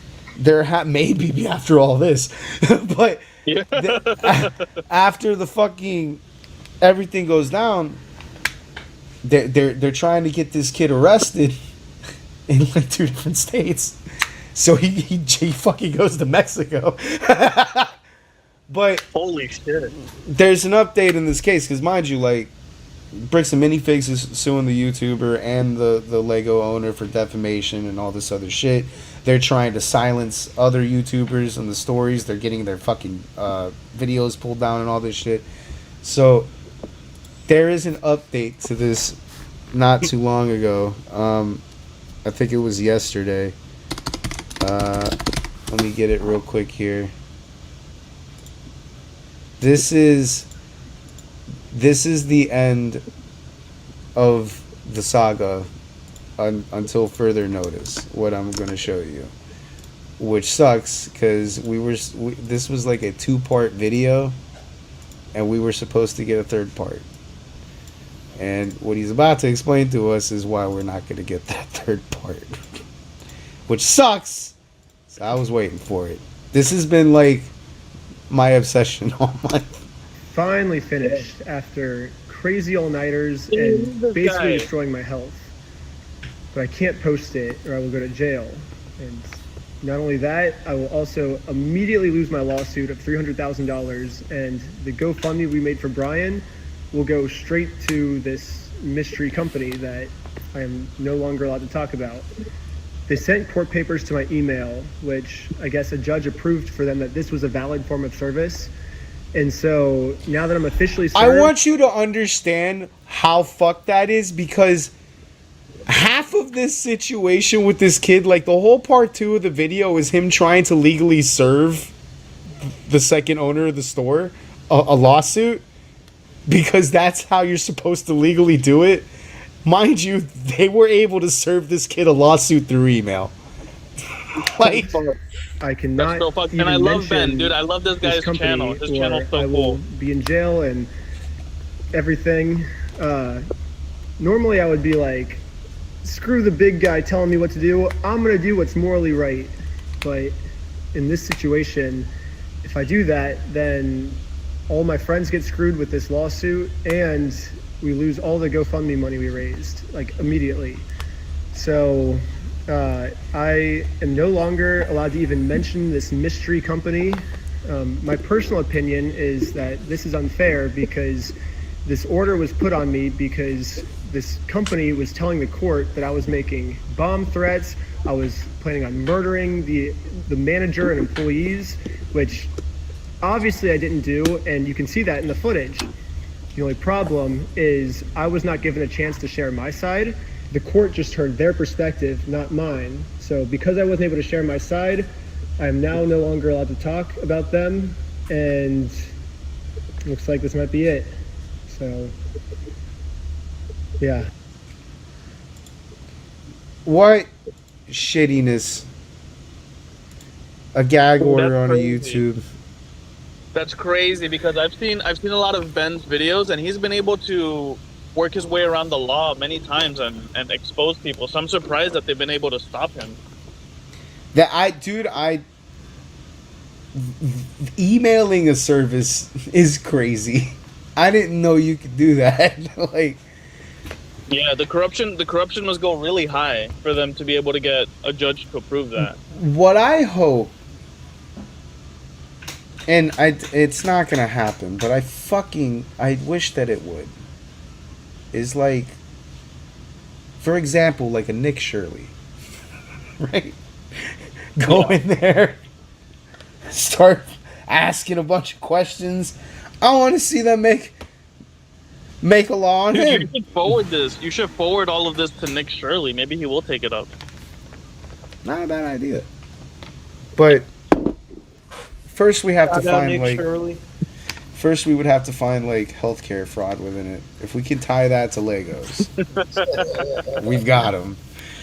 You know, but like Or the leaning center or learning center, leering center. Leering The Center, Leering. Leary. or like at the very least like maybe the FBI or somebody from out of state investigate the police department needs to get investigated. Like, that's gotta happen at the end of all of this. If that doesn't happen at the end of all this, I got no hope, bro. Because Well, the FBI should be investigating who's making the bomb threats because it's clearly not this guy. So who is? true, and if there's Like the bomb bomb threats threat. being The bomb made, threat is no joke. Yeah. true. I didn't even consider that. They gotta fucking trace all that. And if somebody's fraudulently doing it, which sounds like it is, ooh, I can't wait for that to be like the CEO. Yeah, because YouTubers get swatted all the time because people say they call 911 and they say it's a bomb threat. So it could be a hoax because they're known to do that, especially with YouTubers, like hoaxing and fucking with them and getting them swatted. But yeah, the FBI definitely needs to get involved if anything's legit and it's not a hoax. Then Cash Patel needs to get his, ass over there. I love to see that it was Ben. Have you seen Ben's series on that haunted house, the McKinney Mansion? Or something like that? I have. Dude, that's such a good series.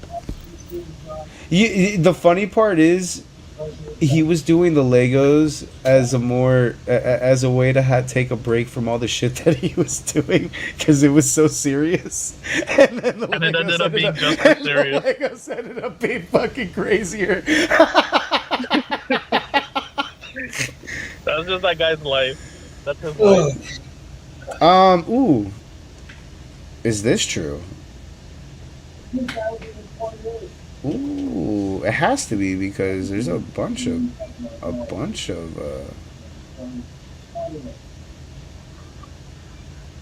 okay.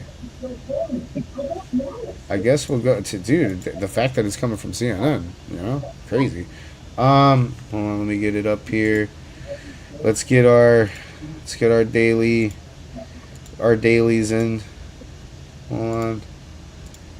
Wait. Mr. President, on Iran, how confident are you that there will be a signing this weekend? Because you have come close to sealing a deal, but at the last minute it has fallen apart. And It'll be soon.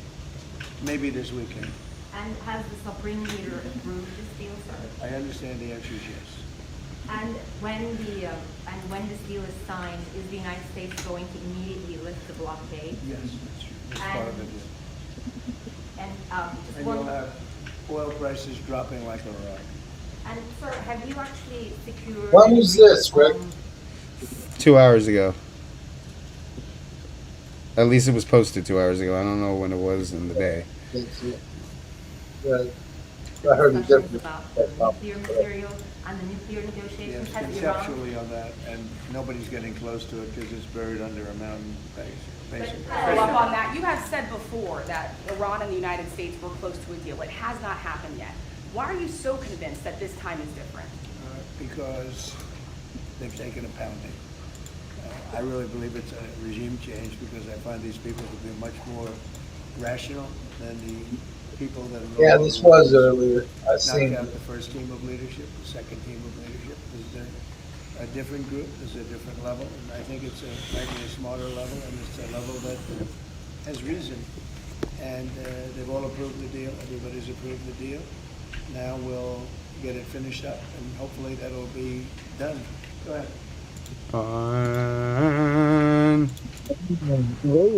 Very The war with Iran, and we're going to be subject to finalization of documents, which should get done over the next few days. Probably have a signing maybe in Europe, and it's a great thing. Stock market's up 1,000 points. That means they like the deal. See, that means they like, the market goes down. That means they don't like the deal. But it's been up. Oil's dropped. Oil will start coming down to, I think, even lower than it was before. You realize I was in Iowa. Fuck out of Europe. It was $1.85 a gallon. And I don't know if I'm going to get there, but we're going to get pretty close. It's going to come down, and when oil comes down, everything else comes down. And most importantly, we have a deal that Iran will never have a nuclear weapon, which was the whole purpose of what we had to go through to get this. So it was a big, very big thing. But we have a signing soon, and the documents are in pretty final shape. So we'll see. We'll see. Dude, Buddy must have been up late, because holy shit. He's trolling the hell out of Europe. That's why he's signing. He says, well, we're going to sign this in Europe. That's a fucking major troll, bro. He looks a little tired. How confident are we feeling on this, bro? Because I would like to see my. I don't. like to see gas drop. I don't take him seriously, bro. I don't think. Listen. It's not the president that's lying or not lying. It's the other side who's never going to come to terms. Yeah. He's trying. He wants it, but it's not going to happen. They're going to fucking die. That's what they'd rather do. Die. They'd rather die. So they're going to continue the bombing. I think Iran or the IRGC, because it's not really Iran. It's not the people of Iran. We're fighting against It's not Iran. Right. We haven't bombed them enough. I think they need to be more beat to a pulp, so that the terms that they come to are more in our favor. No, I love hearing it. It's funny. The next step is they're going to take Karg Island, and then they're fucked. But everybody's well, that's what I was gonna say. You know, like I listen a lot to Ben Shapiro, and you know Ben Shapiro's Jewish. He supports Israel very much. He says the Israelis and the U.S. we should just bomb that island to completely get rid of any oil power that they might have, and then once we do that, then they'll be more likely to want to make a deal more than the president. Because right now it's what Rick was saying. We want to do the deal more than they want to do the deal. If we really like fuck them up, like more so than we already have, then they will be finally willing to make the deal more than we want to make the deal. Because if we want to make the deal more than they do, they have the upper hand. That's pretty much it in a nutshell. Man. And then it's also like a war of attrition. It's a war of seeing who can handle the pain more. You know, our pain is the fact that we're losing money, and you know, there are Americans who don't want to even be in war, so they're worried about the soldiers who might die in the process of doing this. And their pain is them losing everything, because they are losing everything. But if they manage to survive, then they can, you know, say that they won somehow.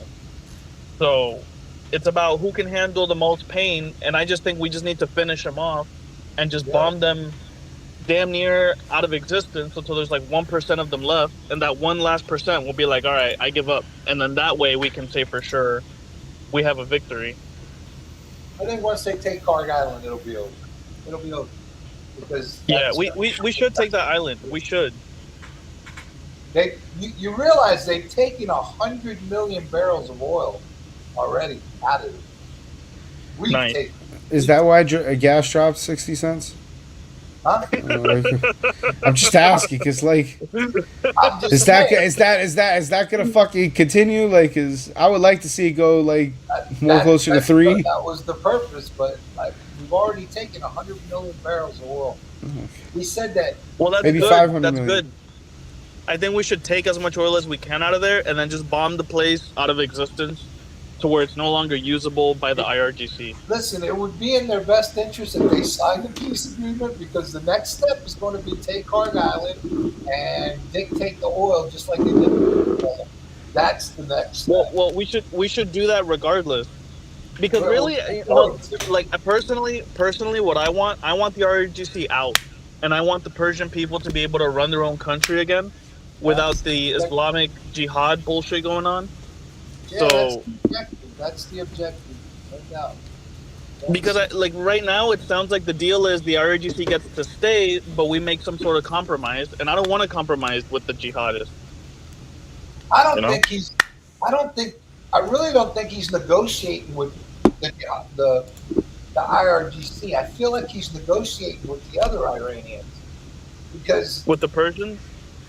Yeah, I feel like that's who he's negotiating with, because he keeps saying that. Oh, they're talking a different tune now, and they're more civilized and this and that. You can't be dealing with the IRGC because none of them are civilized. So it's like Lebanon. It's like how Lebanon is its own government, and then they got Hezbollah fucking shit up. But Lebanon doesn't recognize Hezbollah. I know.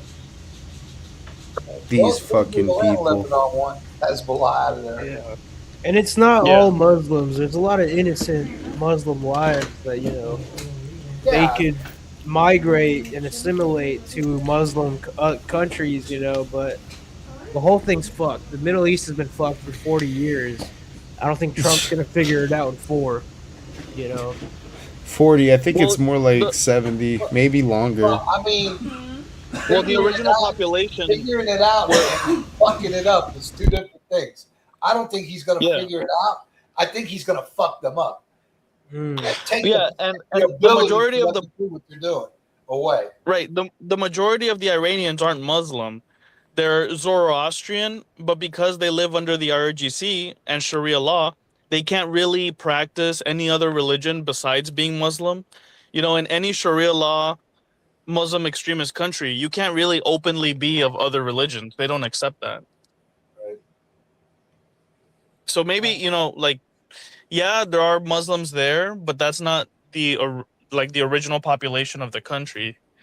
And of course, there's some peaceful Muslims, but they're not doing anything to stop the radical Muslims, which are the ones running the country right now. I think it's got to get to a point where they can rise up and fucking defend their own shit, you know? The shit. But we got. Yeah, I don't know why they haven't yet. Actually, you know, I follow this Persian lady who is like on, you know, she's against the IRGC, and she's been sharing a lot of videos from Persians in Iran talking about please arm us. Like they're writing on a piece of paper.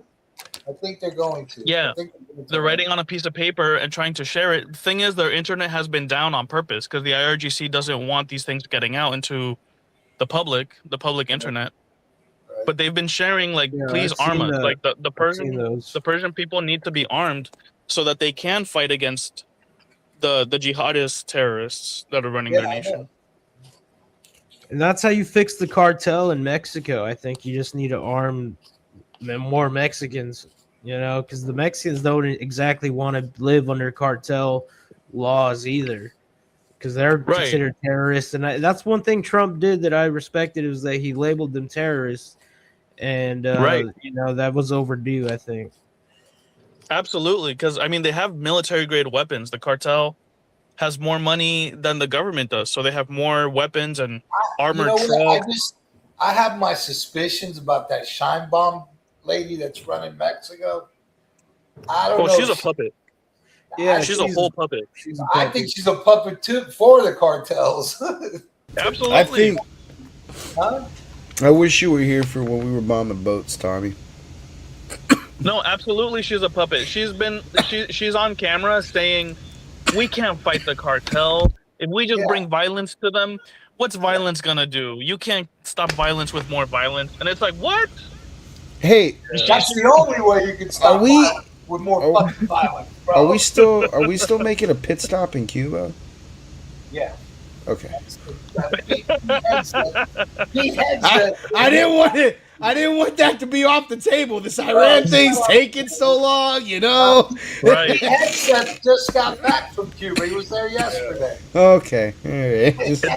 As long as Cuba's still in the the plans, dude, because yeah, that's what I'm really in for. Iran is prolonging the liberation of Cuba. No, he's already said that. He's already said that Cuba's next.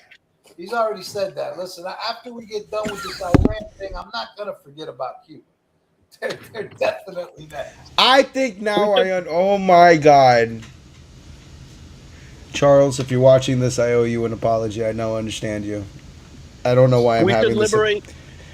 I don't know why I'm having this epiphany like 2 months post hoc. But now I understand why Charles is so sick of this. You just said it. Because the longer this shit takes, the longer the fucking liberation of Cuba gets held up, bro. Hey, can we finish this Iran shit already? Can we wrap this the fuck up? We got a dictatorship to overthrow down fucking in the Caribbean, bro. Can we get this a rowboat? Like, come on, bro. Wrap it up. Wrap it up. We should liberate Cuba, and while we're at it, we should liberate Mexico and Canada. I don't know. You know, like the U.S., they don't like losing lives, bro. Like losing one soldier is like a big deal, especially in this administration. But like, just like in general, for the Americans, like losing 13 soldiers is like losing 1,000 or 20,000. You know, absolutely. Versus like, you know, the jihadists, they got blood to spill. You know, well, because also it's their ideology, and in their ideology, if they die in war, they get to go straight to Allah and 72 virgins. Yeah. So, it's crazy to think about, but that tough opponent. That's why they're okay with like suicide bombing themselves. Tough opponent. There's two opponents in war globally that I feel are notoriously super tough to handle. Russians and the Middle Eastern jihadists, because they use people in a way that most armies wouldn't consider like strategically sound. Are you seeing what's happened in Ukraine? Yeah, no. What I'm saying. Russia just throws people into I don't say that this means that they win wars. I'm saying it makes them tougher opponents because it takes longer.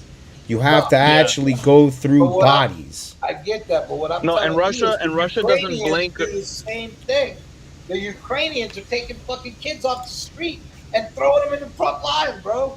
Kids. Yeah, but they have less people than Russia. Russia has so many people, they can throw people at the meat grinder for years, and it doesn't it doesn't faze them. That's what makes Russia dangerous. That makes them tough opponents. It doesn't make them unbeatable. It just makes them really tough because Tommy's right. We don't treat human life in that same way. So we value loss, and when an army values loss, that means they take extra precautions to not take those losses. It means operations take longer. You know? And it means our morale gets hit whenever we do lose people.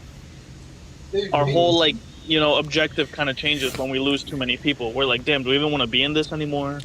So when you consider like how long Iran's taking, that probably does play into effect. Like the opponent there is willing and it wants to die because like there's a reward incentive of dying.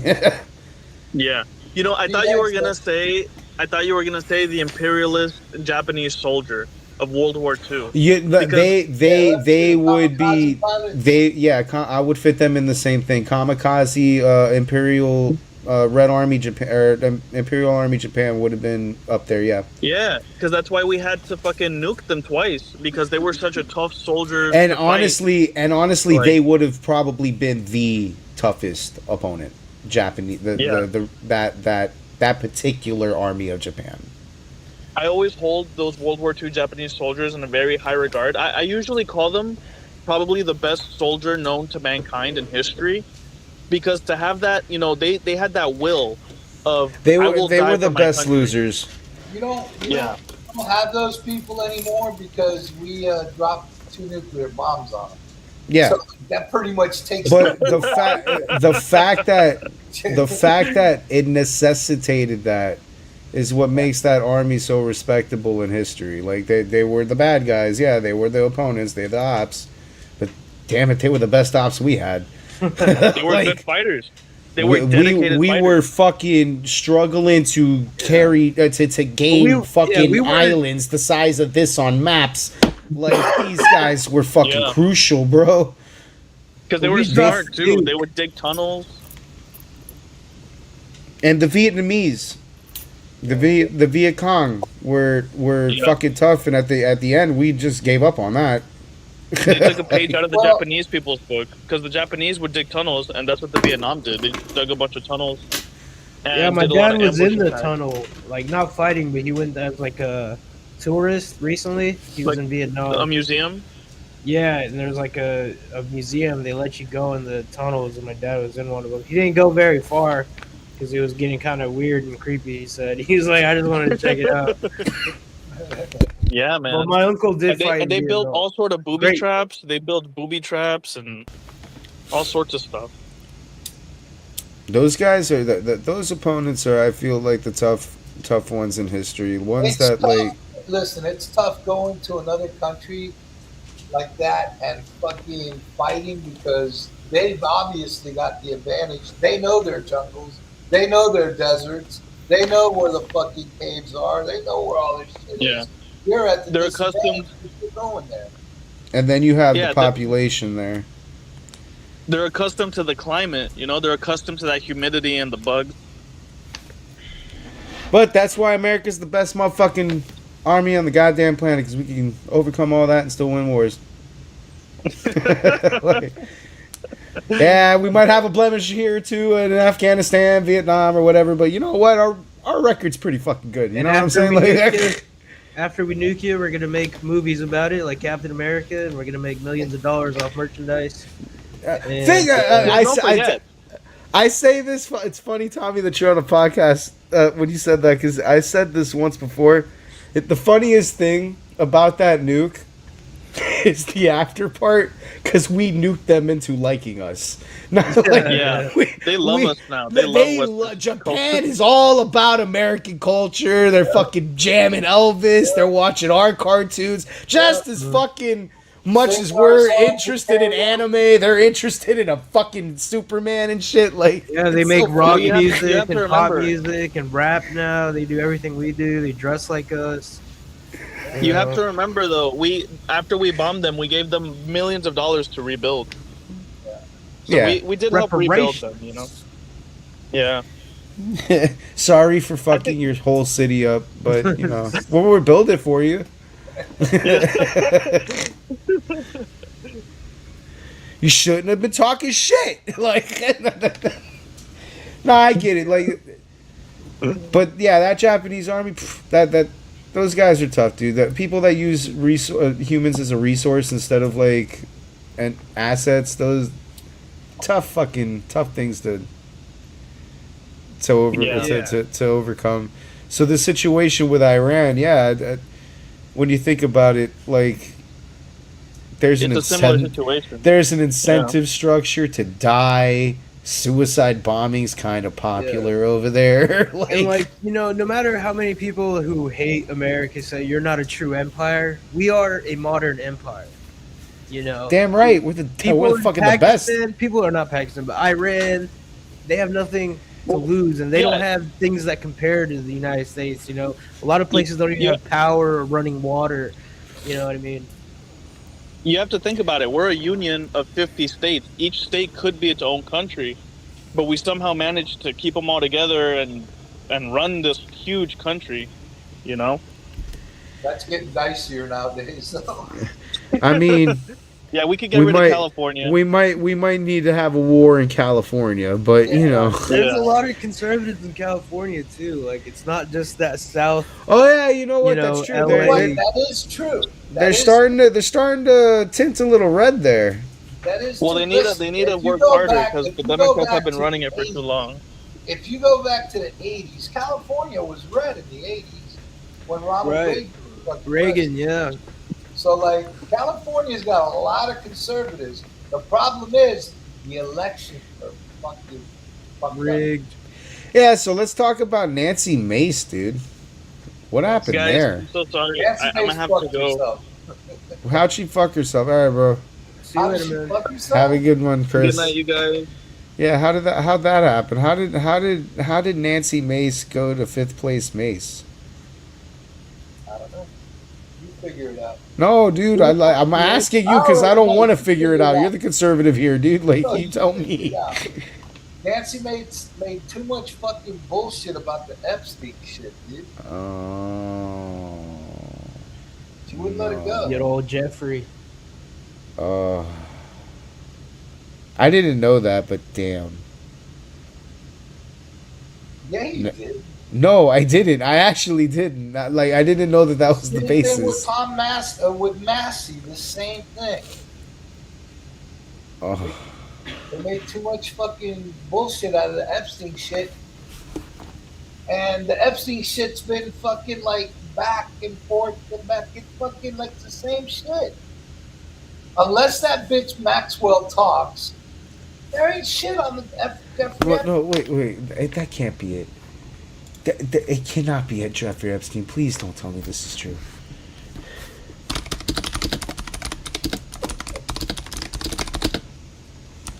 There's too many people involved and too many people who are implicated for it to ever come out, I think. Yeah, probably true. They're still trying though. Bill Gates was there yesterday.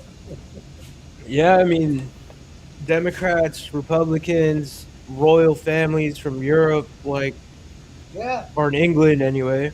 You know, it's like, There's a lot of people involved in that, man. A lot of rich fucking people involved in that. yeah, Bill Gates, a lot of celebrities that we like, you know.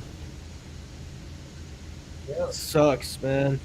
And who knows how many people were actually involved and how many people are just at the wrong place at the wrong time, you know? Yeah, that's the other problem.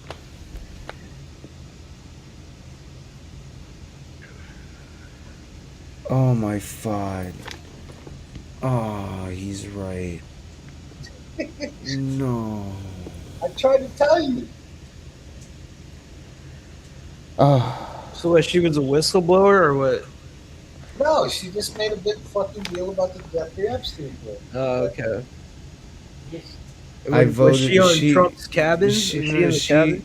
She wanted. She was one of the people that voted to release the Epstein files. And they're purging. There's a lot of people that voted. They're purging those people that were loud about it. That. God damn it. Fuck. We're never getting them files, man. GTA 6 or the files? What comes first? I think we're gonna get Half-Life 4 before we get those files, bro. I still want to see the UFO files, bro. I can't think of aliens right now. There's predators about. We got to deal with the predators first, and then we'll deal with the aliens. All right, like fuck. Yeah. Then we got to find Bigfoot. I don't know about Bigfoot, but we definitely need to look at that alien stuff. But they've been hiding that for fucking before I was born. Years. What if the aliens come down? The only and they people show that us care about the alien thing are people in your age bracket. We are worried about predators, dude. There ain't no time for aliens right now. I mean, I think it's interesting. For You know how fucked up the world is right now? They care, hey, aliens are real, yeah, and what about gas prices? Because, like, I'm a big Star Wars fan, so, like, if they ever come down here and they're like, yo, y'all can, like, planetary travel, you know, go to our dimension, Hey, I'm look, down. Ancient Aliens is one of my favorite shows. So, like, I watch this Alien Ancient stuff. Aliens is dope too. Aliens. No, listen, dude. Dude, there's a lot We're, of. we're so out I on don't know if aliens you've right ever now, watched bro. that show, but if you watch that show, there's a lot of things that are fucking weird about the Yeah, old, how they wrote the like how the fuck they made some of they these wrote the structures Declaration of without any Independence, equipment. How in left the it fuck did around. that happen? They built the pyramids. Fucking Yeah. crazy. There was a guy who proved that you could like move giant cinder blocks. Yeah, he With built the Coral machine. Castle in fucking Homestead. I know the dude. He's dead, but I mean, I know who you're talking about. Was Oh, it an shit. alien? No, the guy that built Oh. Coral Castle in Homestead, he found a way to move these rocks. He had a little black box on a fucking tripod, and somehow he found a way with that box to move all these big, huge, fucking boulders of coral into place to build this fucking thing. You got to go down there one day, Rick, and see it. But this guy found a way. He did all this on his own, and the guy was like 145 pounds. And all of a sudden, after he died, that black box disappeared. Like they never found the black box. It was some Wait. kind of fucking. Wait. Is this that doesn't sound like aliens. That sounds You know like what? fucking leprechauns. The guy, But- the guy told everybody back then that he knew the secret to building the pyramid. Paulie, Yep. come here. Maybe he's heard this. You heard this before? What? Okay. A guy, apparently in Homestead, used the place in the homestead. The used place a- that he built. he Coral used a Castle.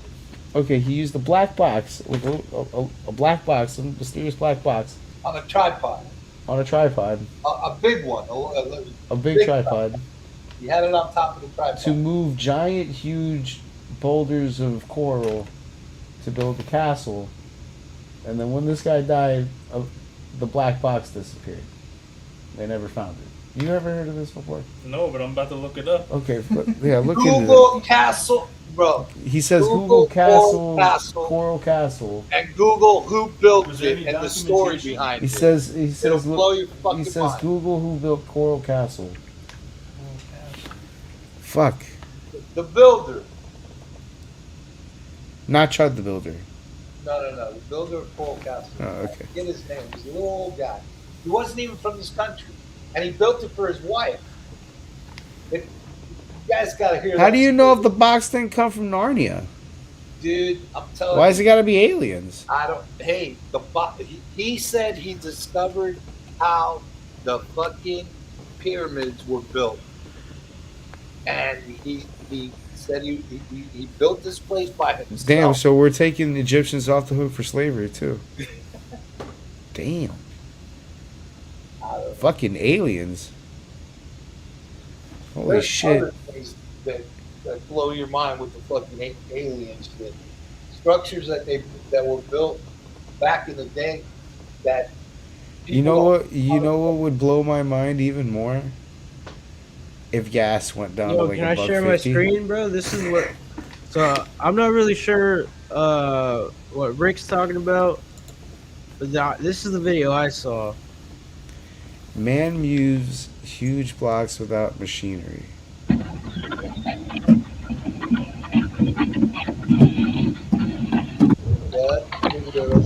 that video doesn't look like.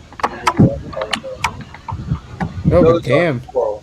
Those are just like huge cinder blocks. I mean, those are like not as big as the pyramids, but like that's the idea, though, right? You got to see the structure he built. Why don't you just Google Coral Castle and look at the structure? Google Coral Castle in Homestead, Florida, and look at the structure. These are gigantic rocks, and they're made of coral. But I just wanted to share that. Let's see if we can find that monkey looking it up. Yeah. Because like that's one technique you know,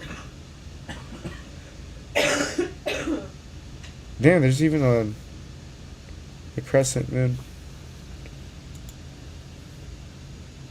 I'm trying to get a good like picture of the whole castle. Here we go. I think this is it.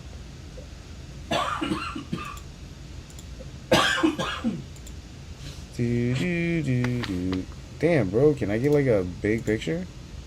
because like imagine instead of that guy pulling it down from like that, you know, leverage, because he built like that thing to have leverage, and he's pulling it down, and the rock goes up. Like, what if you had an elephant pulling that and a giant fucking like rock? Like, What I'm saying is that box that you showed, this was a box you could lift with your hands. Okay, it was a smaller box. It was a black box, metal black box. Nobody knows what was inside, but that's what was shown. You know, like what this guy used wasn't that kind of box. There's the structure. That's the castle he built, and he built that shit by himself. 140-pound dude. And he didn't want anybody to help him. He did it at night. He did it when nobody was around. He did it at night. He didn't want nobody. The dude was weird. He was an introvert. Coral Castle. holy shit, that's impressive. There's a wiki on it.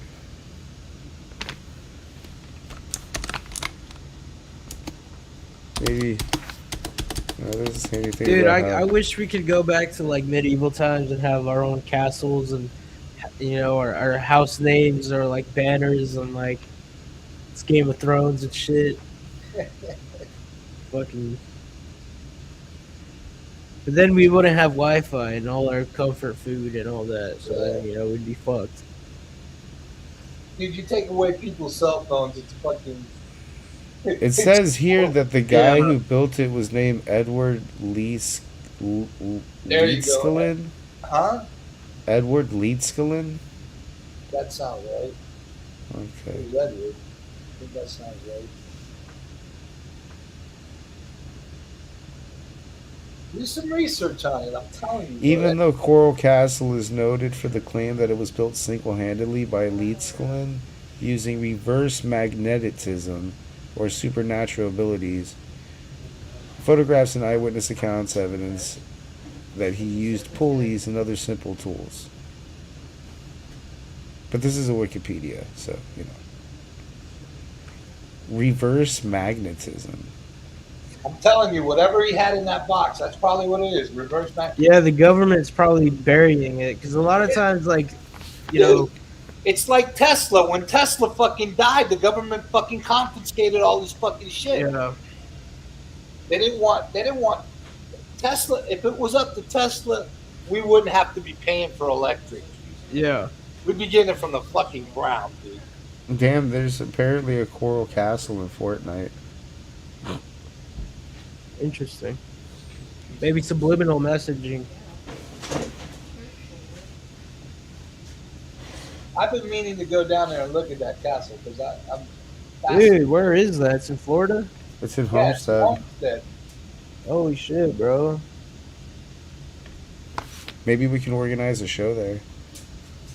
It's in Homestead, bro. I'm telling you, it's fucking. Like when paranormal shit happens in Appalachia or like, you know, Area 51, the government buries that shit. Like, you know, that's why we'll never see a real Bigfoot or a real like cryptid, you know, like a skinwalker or some shit. Like, because a lot of that black magic shit is real, you know. Because my own mother was like into that witchcraft, you know, and you know, I'm estranged from her, but I like she had a history with it anyway. I think she's not like that anymore, but like back in the day anyway, you know, 'cause she was from a small village, so like that's just like real life, you know, and like especially in America, it's no different, bro. Well, the immigrants who come from different countries, they'll do the magic. So this is on Ancient Aliens, huh? Oh yeah, we're on Ancient Aliens. So that's where you got it. That's where I originally saw it on Ancient Aliens. Yes. They told his whole story of how he did it and everything. Bro, I'm telling you, I'm dying to go see that castle, just to check it out and see what the fuck going on. Billy Idol made a song inspired by it. You That's put a crazy. door, the entrance, the door of the entrance is on a little. I don't know. If you push it and the door goes around, it's like a revolving door, but it's made out of coral. All of it, the whole thing. Everything's made out of coral. Mm. And it's heavy as fuck. That's it. The door's probably a ton.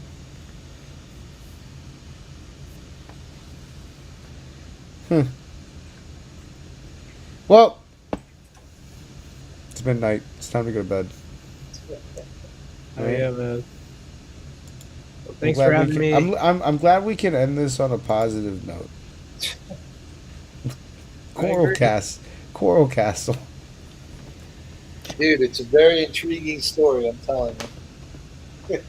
It's worth talking about. Worth looking at too. I mean, when you go see all that fucking bullshit in those other countries, what is it? Oh shit, I forget the names, bro.